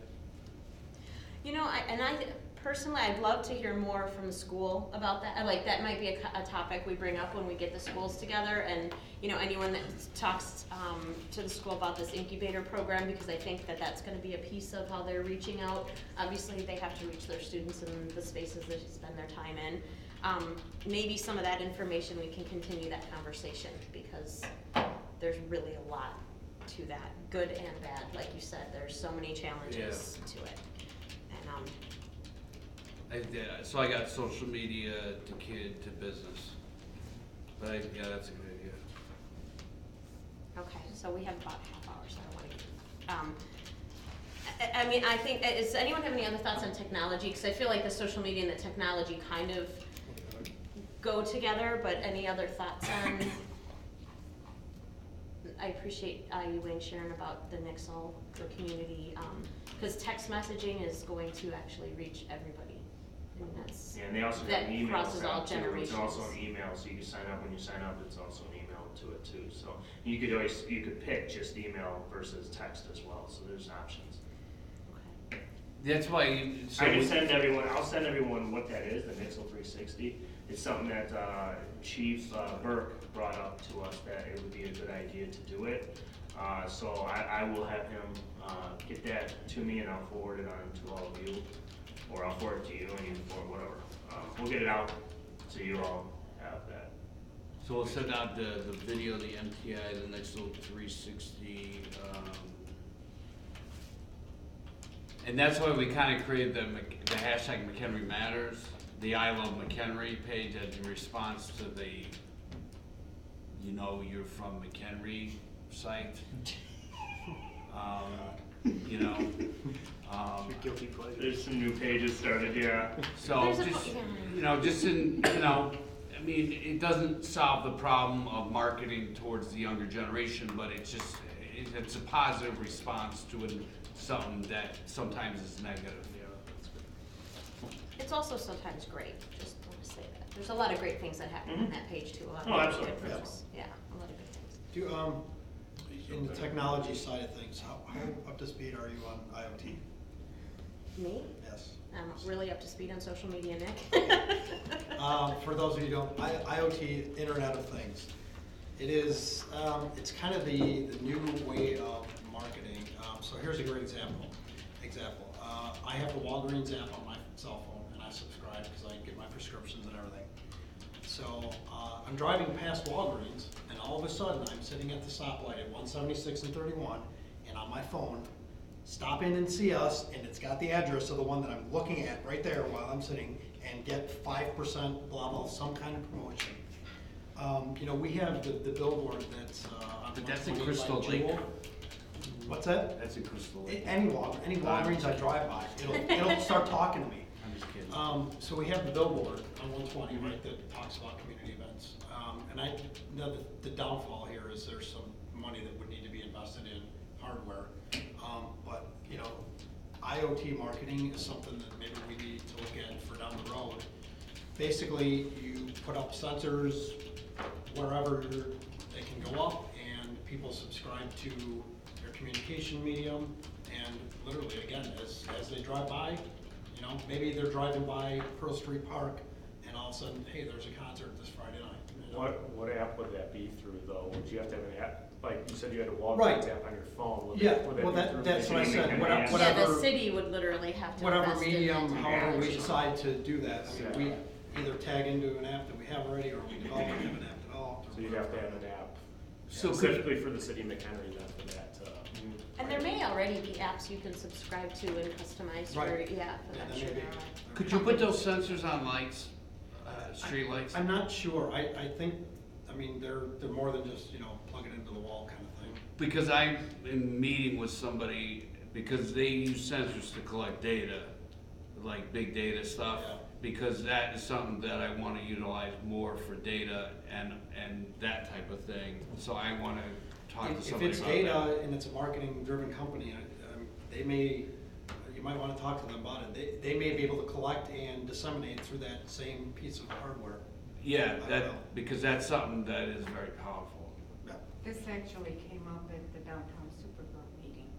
If you remember, they were asking or stating which we'll explain what that is later, but having events posted in certain spots in the downtown areas and having people be able to walk up and find out right, what's with the- going yeah. on in town with their apps. They mentioned the same thing, so it is, people are talking about it out Well, downtown. that's as kind of well. how, my original thought was to, how do we get more of those screens around town? And then I started thinking, well, there's technology that goes already way beyond that. And the big cities all have these sensors. I mean, it's just the problem, sometimes you get sensor overload. Yeah, well, and again, I don't know if it's the same technology or the same hardware as what you're talking about. But it's similar. Yeah. And then, But in today, it's typically, the only place I've seen it used is in private business, you know, which, again, maybe the city can put up some kind of incentives for local businesses to get in on it and have sensors in their stores Or and, you know. even just educating businesses on, I mean, Yeah. we do a lot of teaching, I do a lot of teaching, and obviously it's the social media space, but, you know, if we can identify experts in the area that might be willing to hold maybe, you know, community-based education to help businesses, I think that there's a lot of businesses in this community that would benefit from knowing about the advanced technology, knowing about better customer service strategies. I mean, there's a lot of things that I think we need to look at, you know, as we go, you know, which to me, and this was the next thing I was gonna bring up, is, you know, kind of what do we wanna add to this list? And one of the things that I think is really important, that I hear over and over again, is the experience that people have in this community, in locations, in different stores, in terms of customer service. And there's a lot of people that will tell you they will not, and I'm not gonna name names, but there are large stores in this community that people will literally go to Crystal Lake to go to the exact same store because they have a better experience there. And I think that part of this commission, something I think is important, is how do we reach into these businesses and help them to identify ways to provide a better experience in general, and customer service, whatever. But, you know, there's little boutique shops here, when I walk in, that I just get sucked in because the way that they treat you and the experience that you have. And if we can create that throughout more businesses in this community, it becomes a destination. Yeah. You know, if you go downtown Crystal Lake and you go to those little stores and every time you walk in, you're a rock star who's being, you know, lavished over, you know, by a small business, that's an experience. That's why people will take the train and wander around town and then go back to wherever they're from. And that's what I would like to see this committee really work on creating in this community is experiences. And we can't do that as a commission, but we can help businesses to understand what that means and how they can do it better, and what can we provide to them in terms of tools to make that happen. To me, that's I think what I've always been passionate about, which is why I stick in the small business arena, because, you know, I think we can make an impact there. And this really, that goes right back to why this committee exists. I mean, I've talked about it on social media, I've talked about it face to face with people. There's going to come a day when your toothpaste, your food, all your commodity type of stuff, Walmart may or may not even be here. Amazon, you're gonna buy everything on, all that stuff online. My father shook his head the same way about the car business when the internet came around, and it's changed it. But where the benefit still will exist is going to be in the local businesses. That, and where they can thrive is by offering unique stuff and yes. offering a unique experience. Yeah, Andy, let me just give you an example. And that's what you can do, is provide examples for experiential retail. Well, I want to add an example of Amazon. So I have, my daughters are in their mid-20s, and my daughter has a button for everything that she regularly uses. If she runs out of laundry detergent, she hits a button on her washing machine, and the next day Tide is sitting on her front door. When she uses the last roll of toilet paper, she hits a button in her utility closet, the toilet paper's on her front door. And it costs the same or less as and it costs less, because if you subscribe that way, they actually cut the price, and it makes no sense to take the gas and the time to go to the store and buy it when you literally hit a button. They give you the buttons for free. This is literally how this generation is shopping. She's lucky she lives in Spring Grove. Oh, it's the other daughter. It's the other She's daughter. even worse. I haven't even gotten to her yet. Everything's on Amazon. Toys, clothes. I go to a local pet store. The dog food that my dog has to have, which is very, very expensive, costs me $80 in the local pet store. I go on Amazon, I get it for $20 cheaper. Delivered. And it's delivered to my front door. I don't have to carry it. I don't have to spend the time, because that's the only thing I buy there. And every single month it's delivered on the same day. The dog food's at my front door for $20 less than when I go to buy it here locally. And so I mean, the reality is, this is why I said times are changing, and Nick is spot on. But that's not totally true.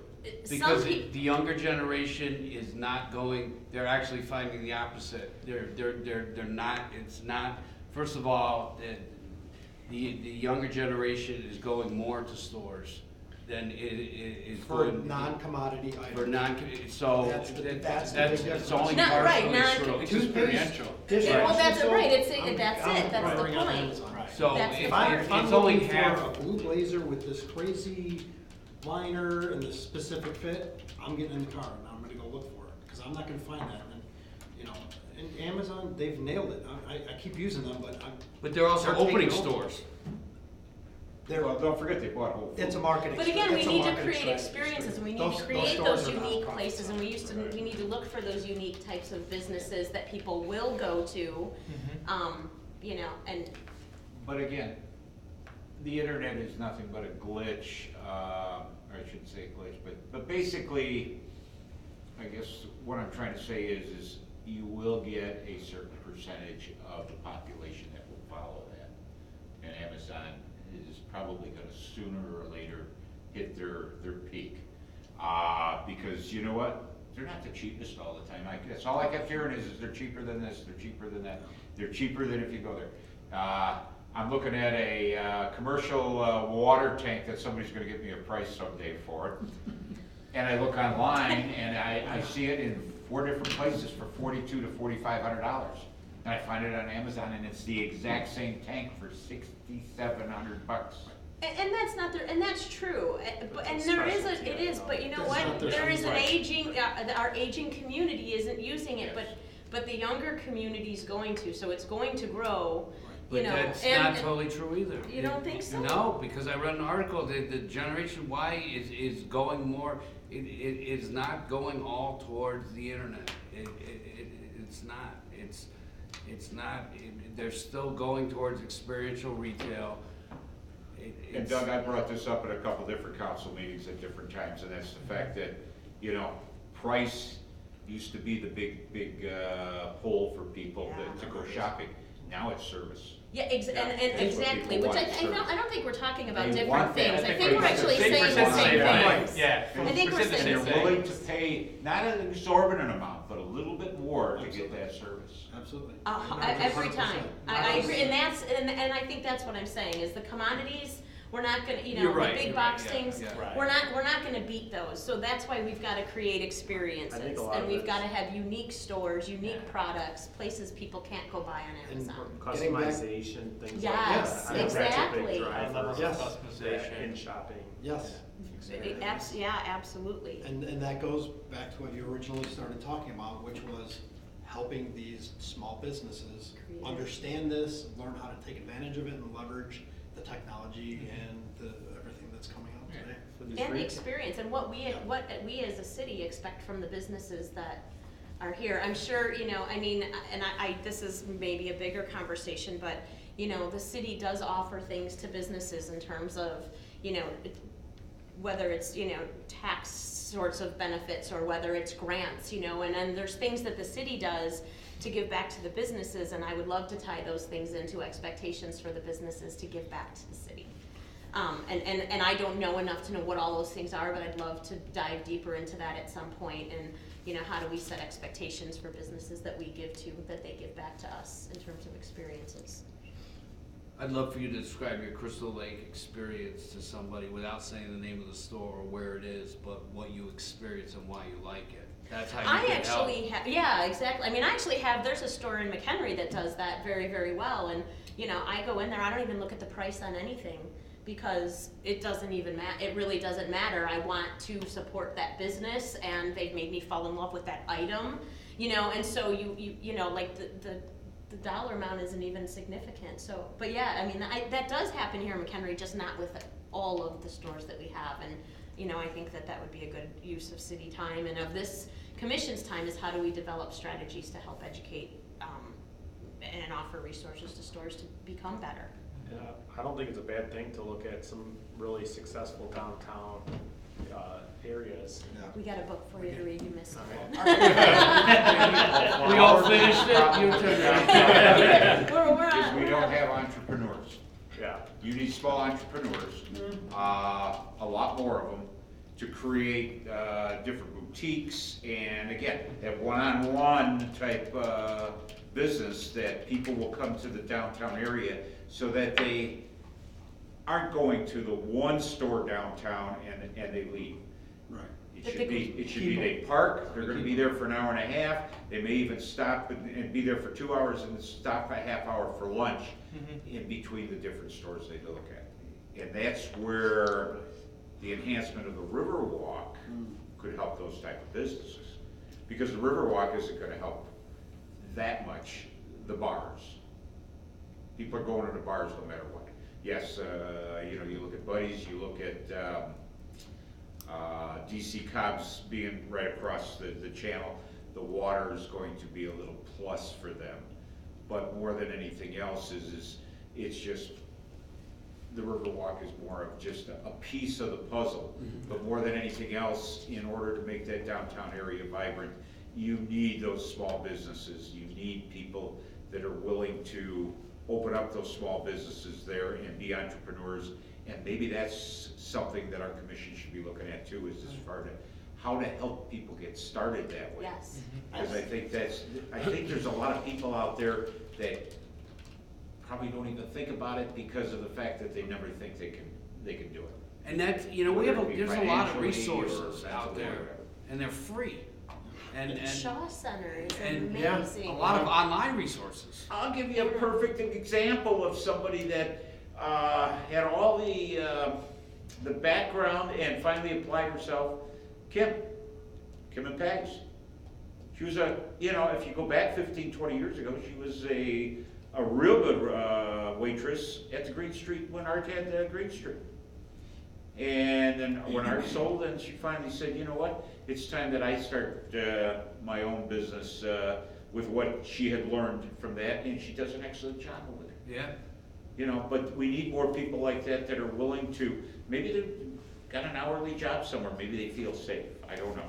I don't know exactly, you know, how each individual thinks, but we need to get people more involved into investing in themselves into the community. Does, you brought up the Shaw Center, and to your point, does the city, because I know the Shaw Center does a lot with new business and entrepreneurship, does the city get involved with them at all to maybe have some part that says here's the money that's available? And It's a free resource. Every business $50,000 for a spring. Yeah. It's more than a free resource. They just had an entrepreneur go in there with a great business idea, and they're literally paying. They're paying us to build them a website because they don't have the financial resources. And so not only do they give them free consultation, and actually they become a client and they have someone that meets with them constantly as a coach, basically, they also have funding to provide to entrepreneurs to help them to get started. So it's a phenomenal resource that I don't think enough people, really know about. So then it's by the college, so that could be part of our conversation with Dr. Gabbard as well, because that's. Does that also include some education on the process? Yeah, I think part of the problem is, Nick, I think is that's that they don't have the time. When you're an entrepreneur, you're doing everything. So I think one of the suggestions is like maybe talk to several small businesses and say, what do you need the most help with? And then give it to them directly. Like if they say marketing, like how to work, like they have to be the market, to do the marketing, the booking, they have to, I think social media has to be part of every business. They have to, but they may not have the time to do it. And the problem I find with the small business development centers, we can't make them go there. Yeah. They'll do business plans, they'll do them for free, but if we go to the downtown area and say, what is the most needed resource, and then we bring it to them, maybe that's a better approach. Is it something that we could do as this commission? Alderman Glad brought up like mentorship, right? So if somebody comes to you and says like, hey, I'm opening this business in the city of McHenry, and I'm struggling with this piece, but like you said, I'm doing everything, right? Yeah. But is it our responsibility to potentially find a successful business owner that has done that piece and then link in with that new business owner?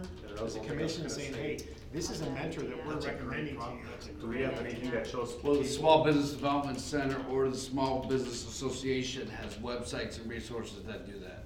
Yeah, but We're onto something. Having a personal one-on-one mentor that's been successful Or SCORE. within the city. SCORE is one also.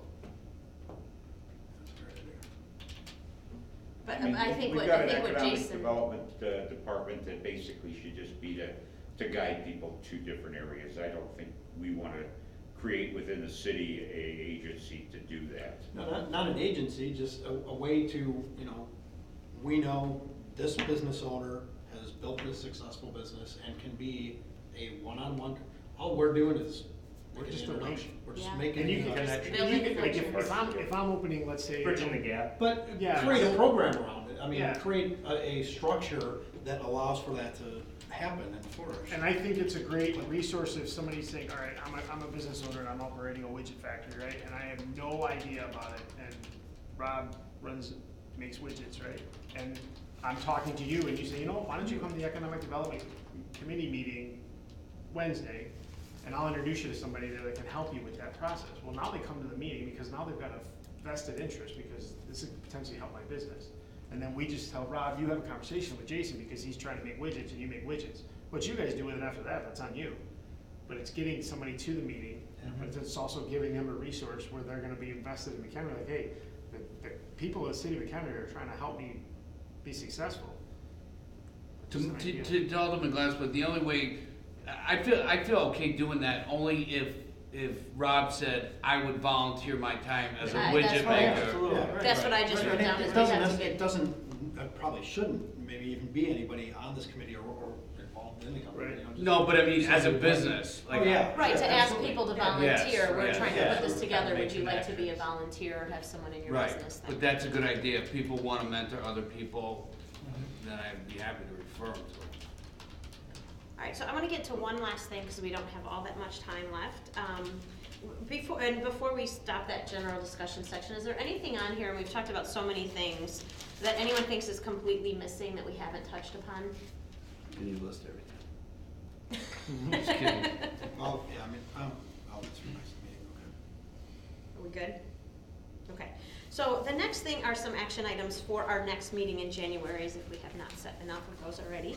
One of the things that we would like to do is to have, there's a number of different committees and commissions and things within the city, not all necessarily tied to the city itself, that we would like to have someone from this commission connect and align themselves with. So it might be attending their meetings or having somebody that you can speak to that's part of that group, so that we can really kind of have every one of these large groups that we've got someone connected, so as we meet, we kind of have an idea of what's going on in those groups. So on the agenda, and I'll read these so that we've got them on the video as well. There's the Riverwalk Foundation, the McHenry Chamber of Commerce, the Downtown Business Association, the Downtown Supergroup, the Landmark Commission, the Planning and Zoning Commission. We have general public put on here, which is really kind of an expectation for everybody to be good stewards, and we've discussed that already. There's also some ad hoc groups that I know Mayor Jett said you attend, that we thought I'll we give would, updates through that. that you could share updates through some of the other places that you go to. So I guess what we're looking for is, some volunteers that would be willing to align themselves with one of these organizations. Maybe you've already got a connection. And if we could kind of make some of those decisions or discuss them, today, if there's something on here you don't know about, I know that, Doug or Dorothy or. Yeah, we have a connection to Planning and Zoning, Landmark, and the Downtown Supergroup. And the Downtown Supergroup, what that is, it's not a club. Anybody's allowed to go.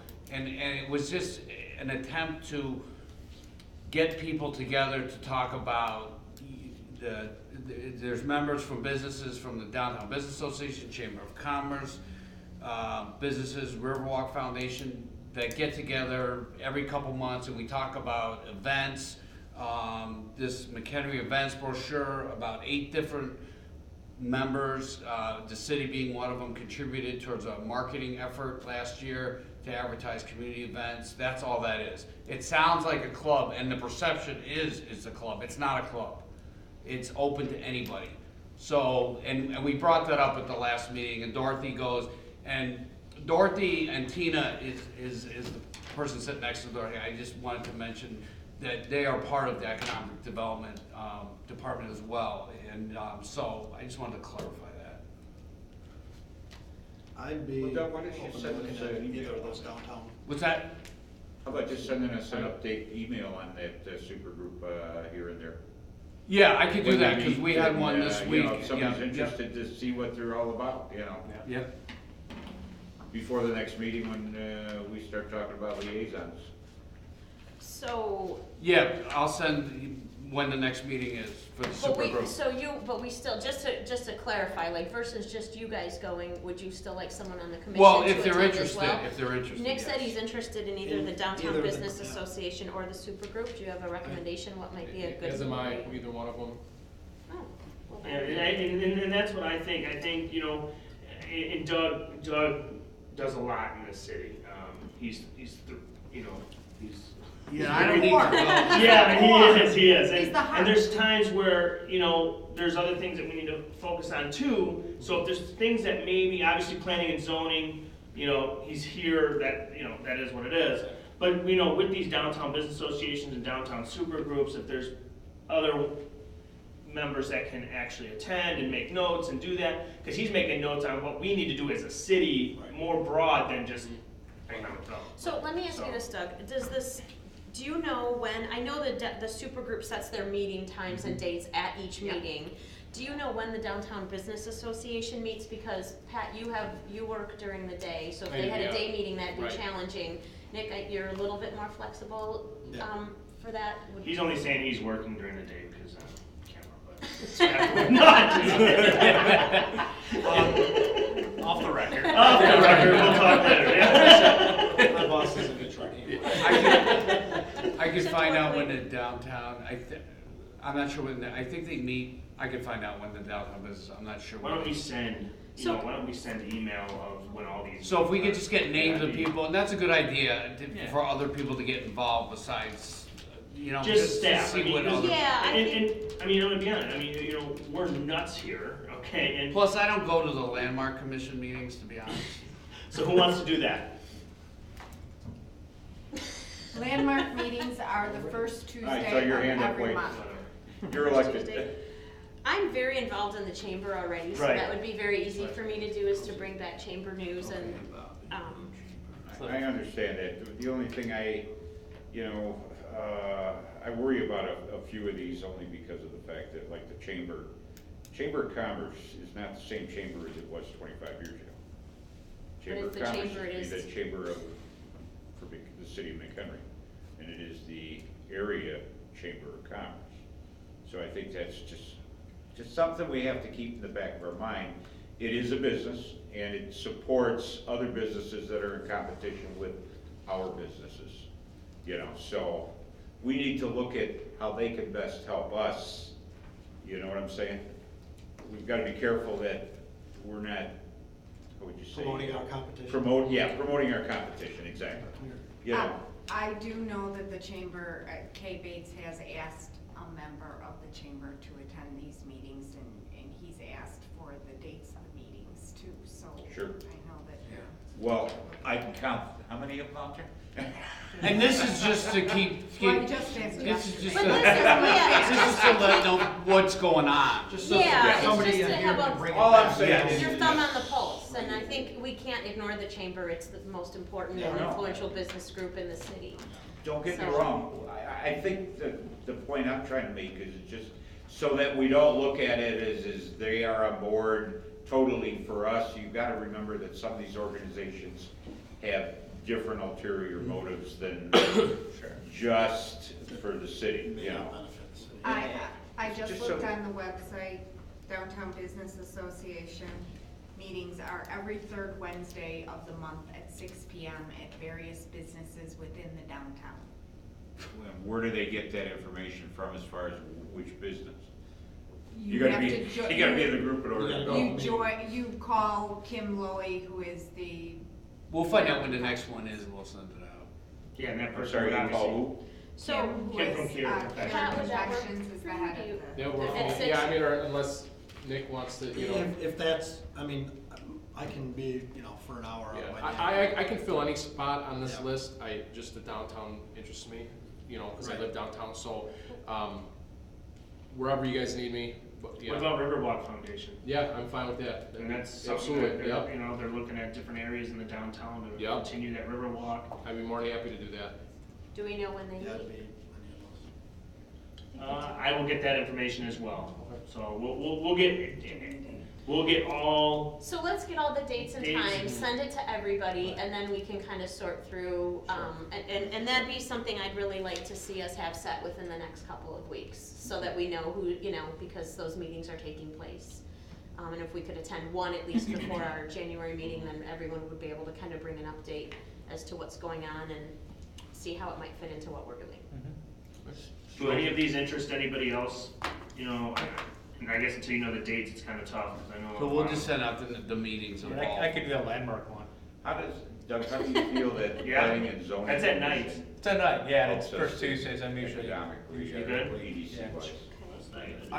Economic development's an integral part of the planning and zoning, of planning and zoning in general. It's part of the city, it's part of our comp plan. I understand, but they're just a board that reviews things. They don't actually, we have all the zoning in place, and the only thing they do is they review proposals Yeah, but they're also charged with doing the comp plan. And the comp plan includes economic development.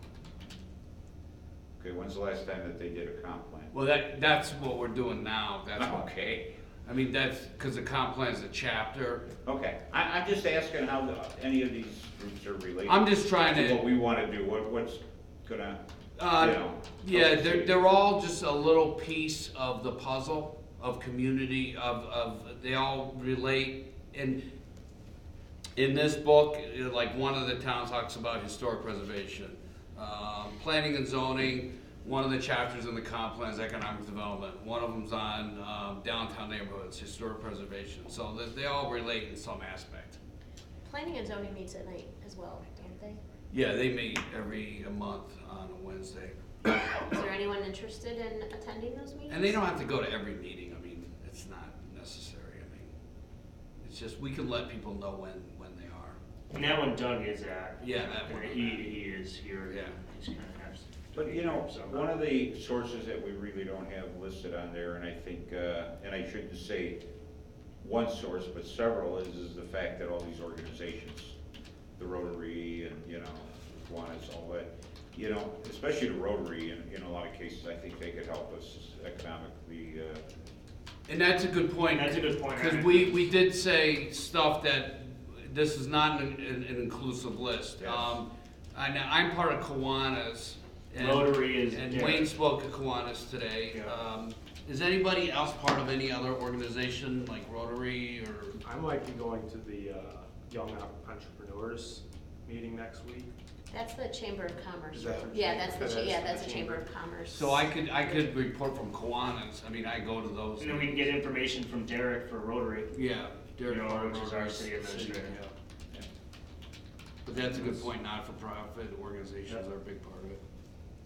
And like we Is there were any talking others? yesterday when we were touring around, I mean, there's projects that rather than it be a cost to the city, sometimes groups will do certain things that we don't have to hold the contract out, just for certain projects, so- Cleaning up the city. Yeah, I mean, there's all different types of things that organizations they're looking, the Boy Scouts, I mean, Boy they Scouts, have, yeah. for their merit badges, they have to do certain things. Eagle Scout And- projects. And all that, I mean, just tap whatever resource we can, because we can get that much more done, because the city's only limited to how much they can spend.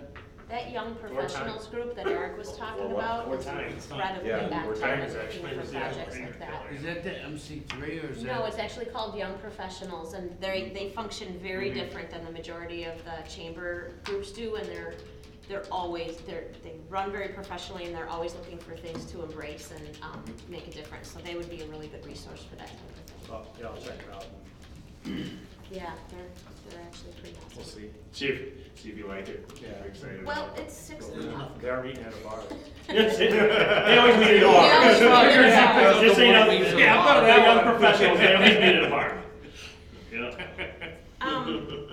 Is there anything else, Doug, that you wanted to mention before? Oh, one other thing, we're having, the McHenry County Workforce Network is having as part of National Apprenticeship Week, there's actually over 1,200 different apprenticeship programs that businesses have.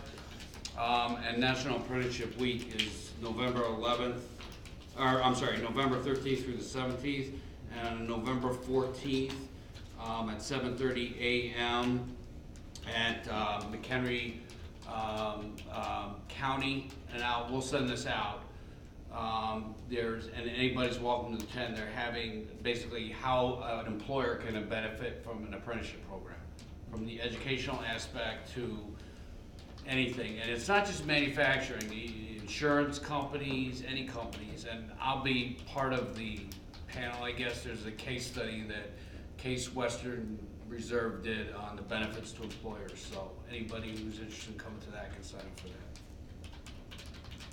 And we'll get this lovely book out too. All right, does anyone have anything else that they want to share, or I that? had one thing. Since we had this robust discussion about small businesses in the community, and we won't meet before it happens, I think it's the Saturday after Thanksgiving is Small Business Saturday, right? Where Oh, right, yep, American Everybody's supposed Express, to- yep. Everybody's supposed to shop local on that Saturday. I don't know what the date is, 25th. 25th? 24th. 24th?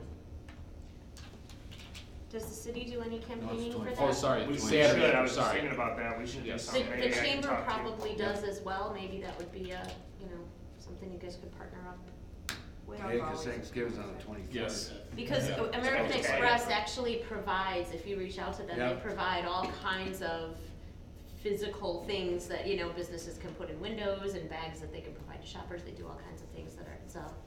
One thing that'd be cool would be to have somebody walk through, all the downtown businesses and live stream it.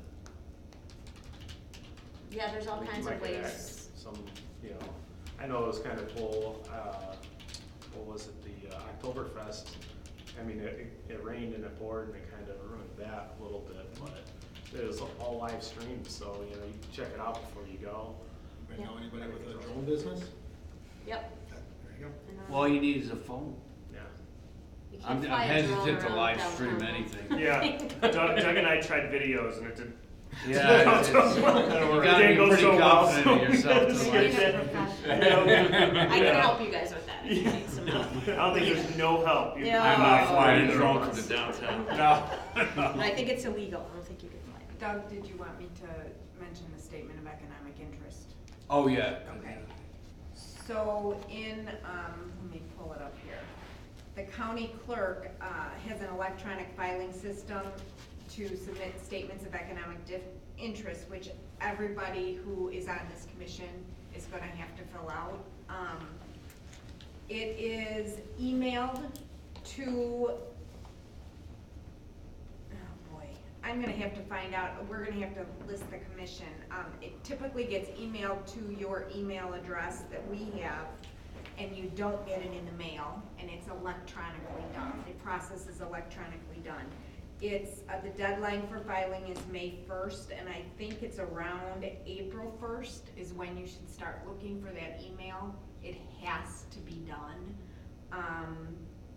They're not required, the county is not required to notify us of people who do not file, so I'll be sending as soon as we know what's happening, I will send you information, but you have to do it yourself through the county clerk. I'll give you the deadline. If you do not file by the May 1st deadline, you're subject to a penalty of not less than $100 per day. So that's something that's very important to take care of. We'll remind you when it gets. But I will send an email. Just check your emails, and the other thing is that the morning of every meeting, you will get an email just to make sure, so we have a quorum. Okay. If that's it, I need a motion to adjourn the meeting. So moved. A second? Second. More seconds? All right. Whatever. All in favor? Do we have to take roll to adjourn? No, okay. Not unless somebody says no. Yeah.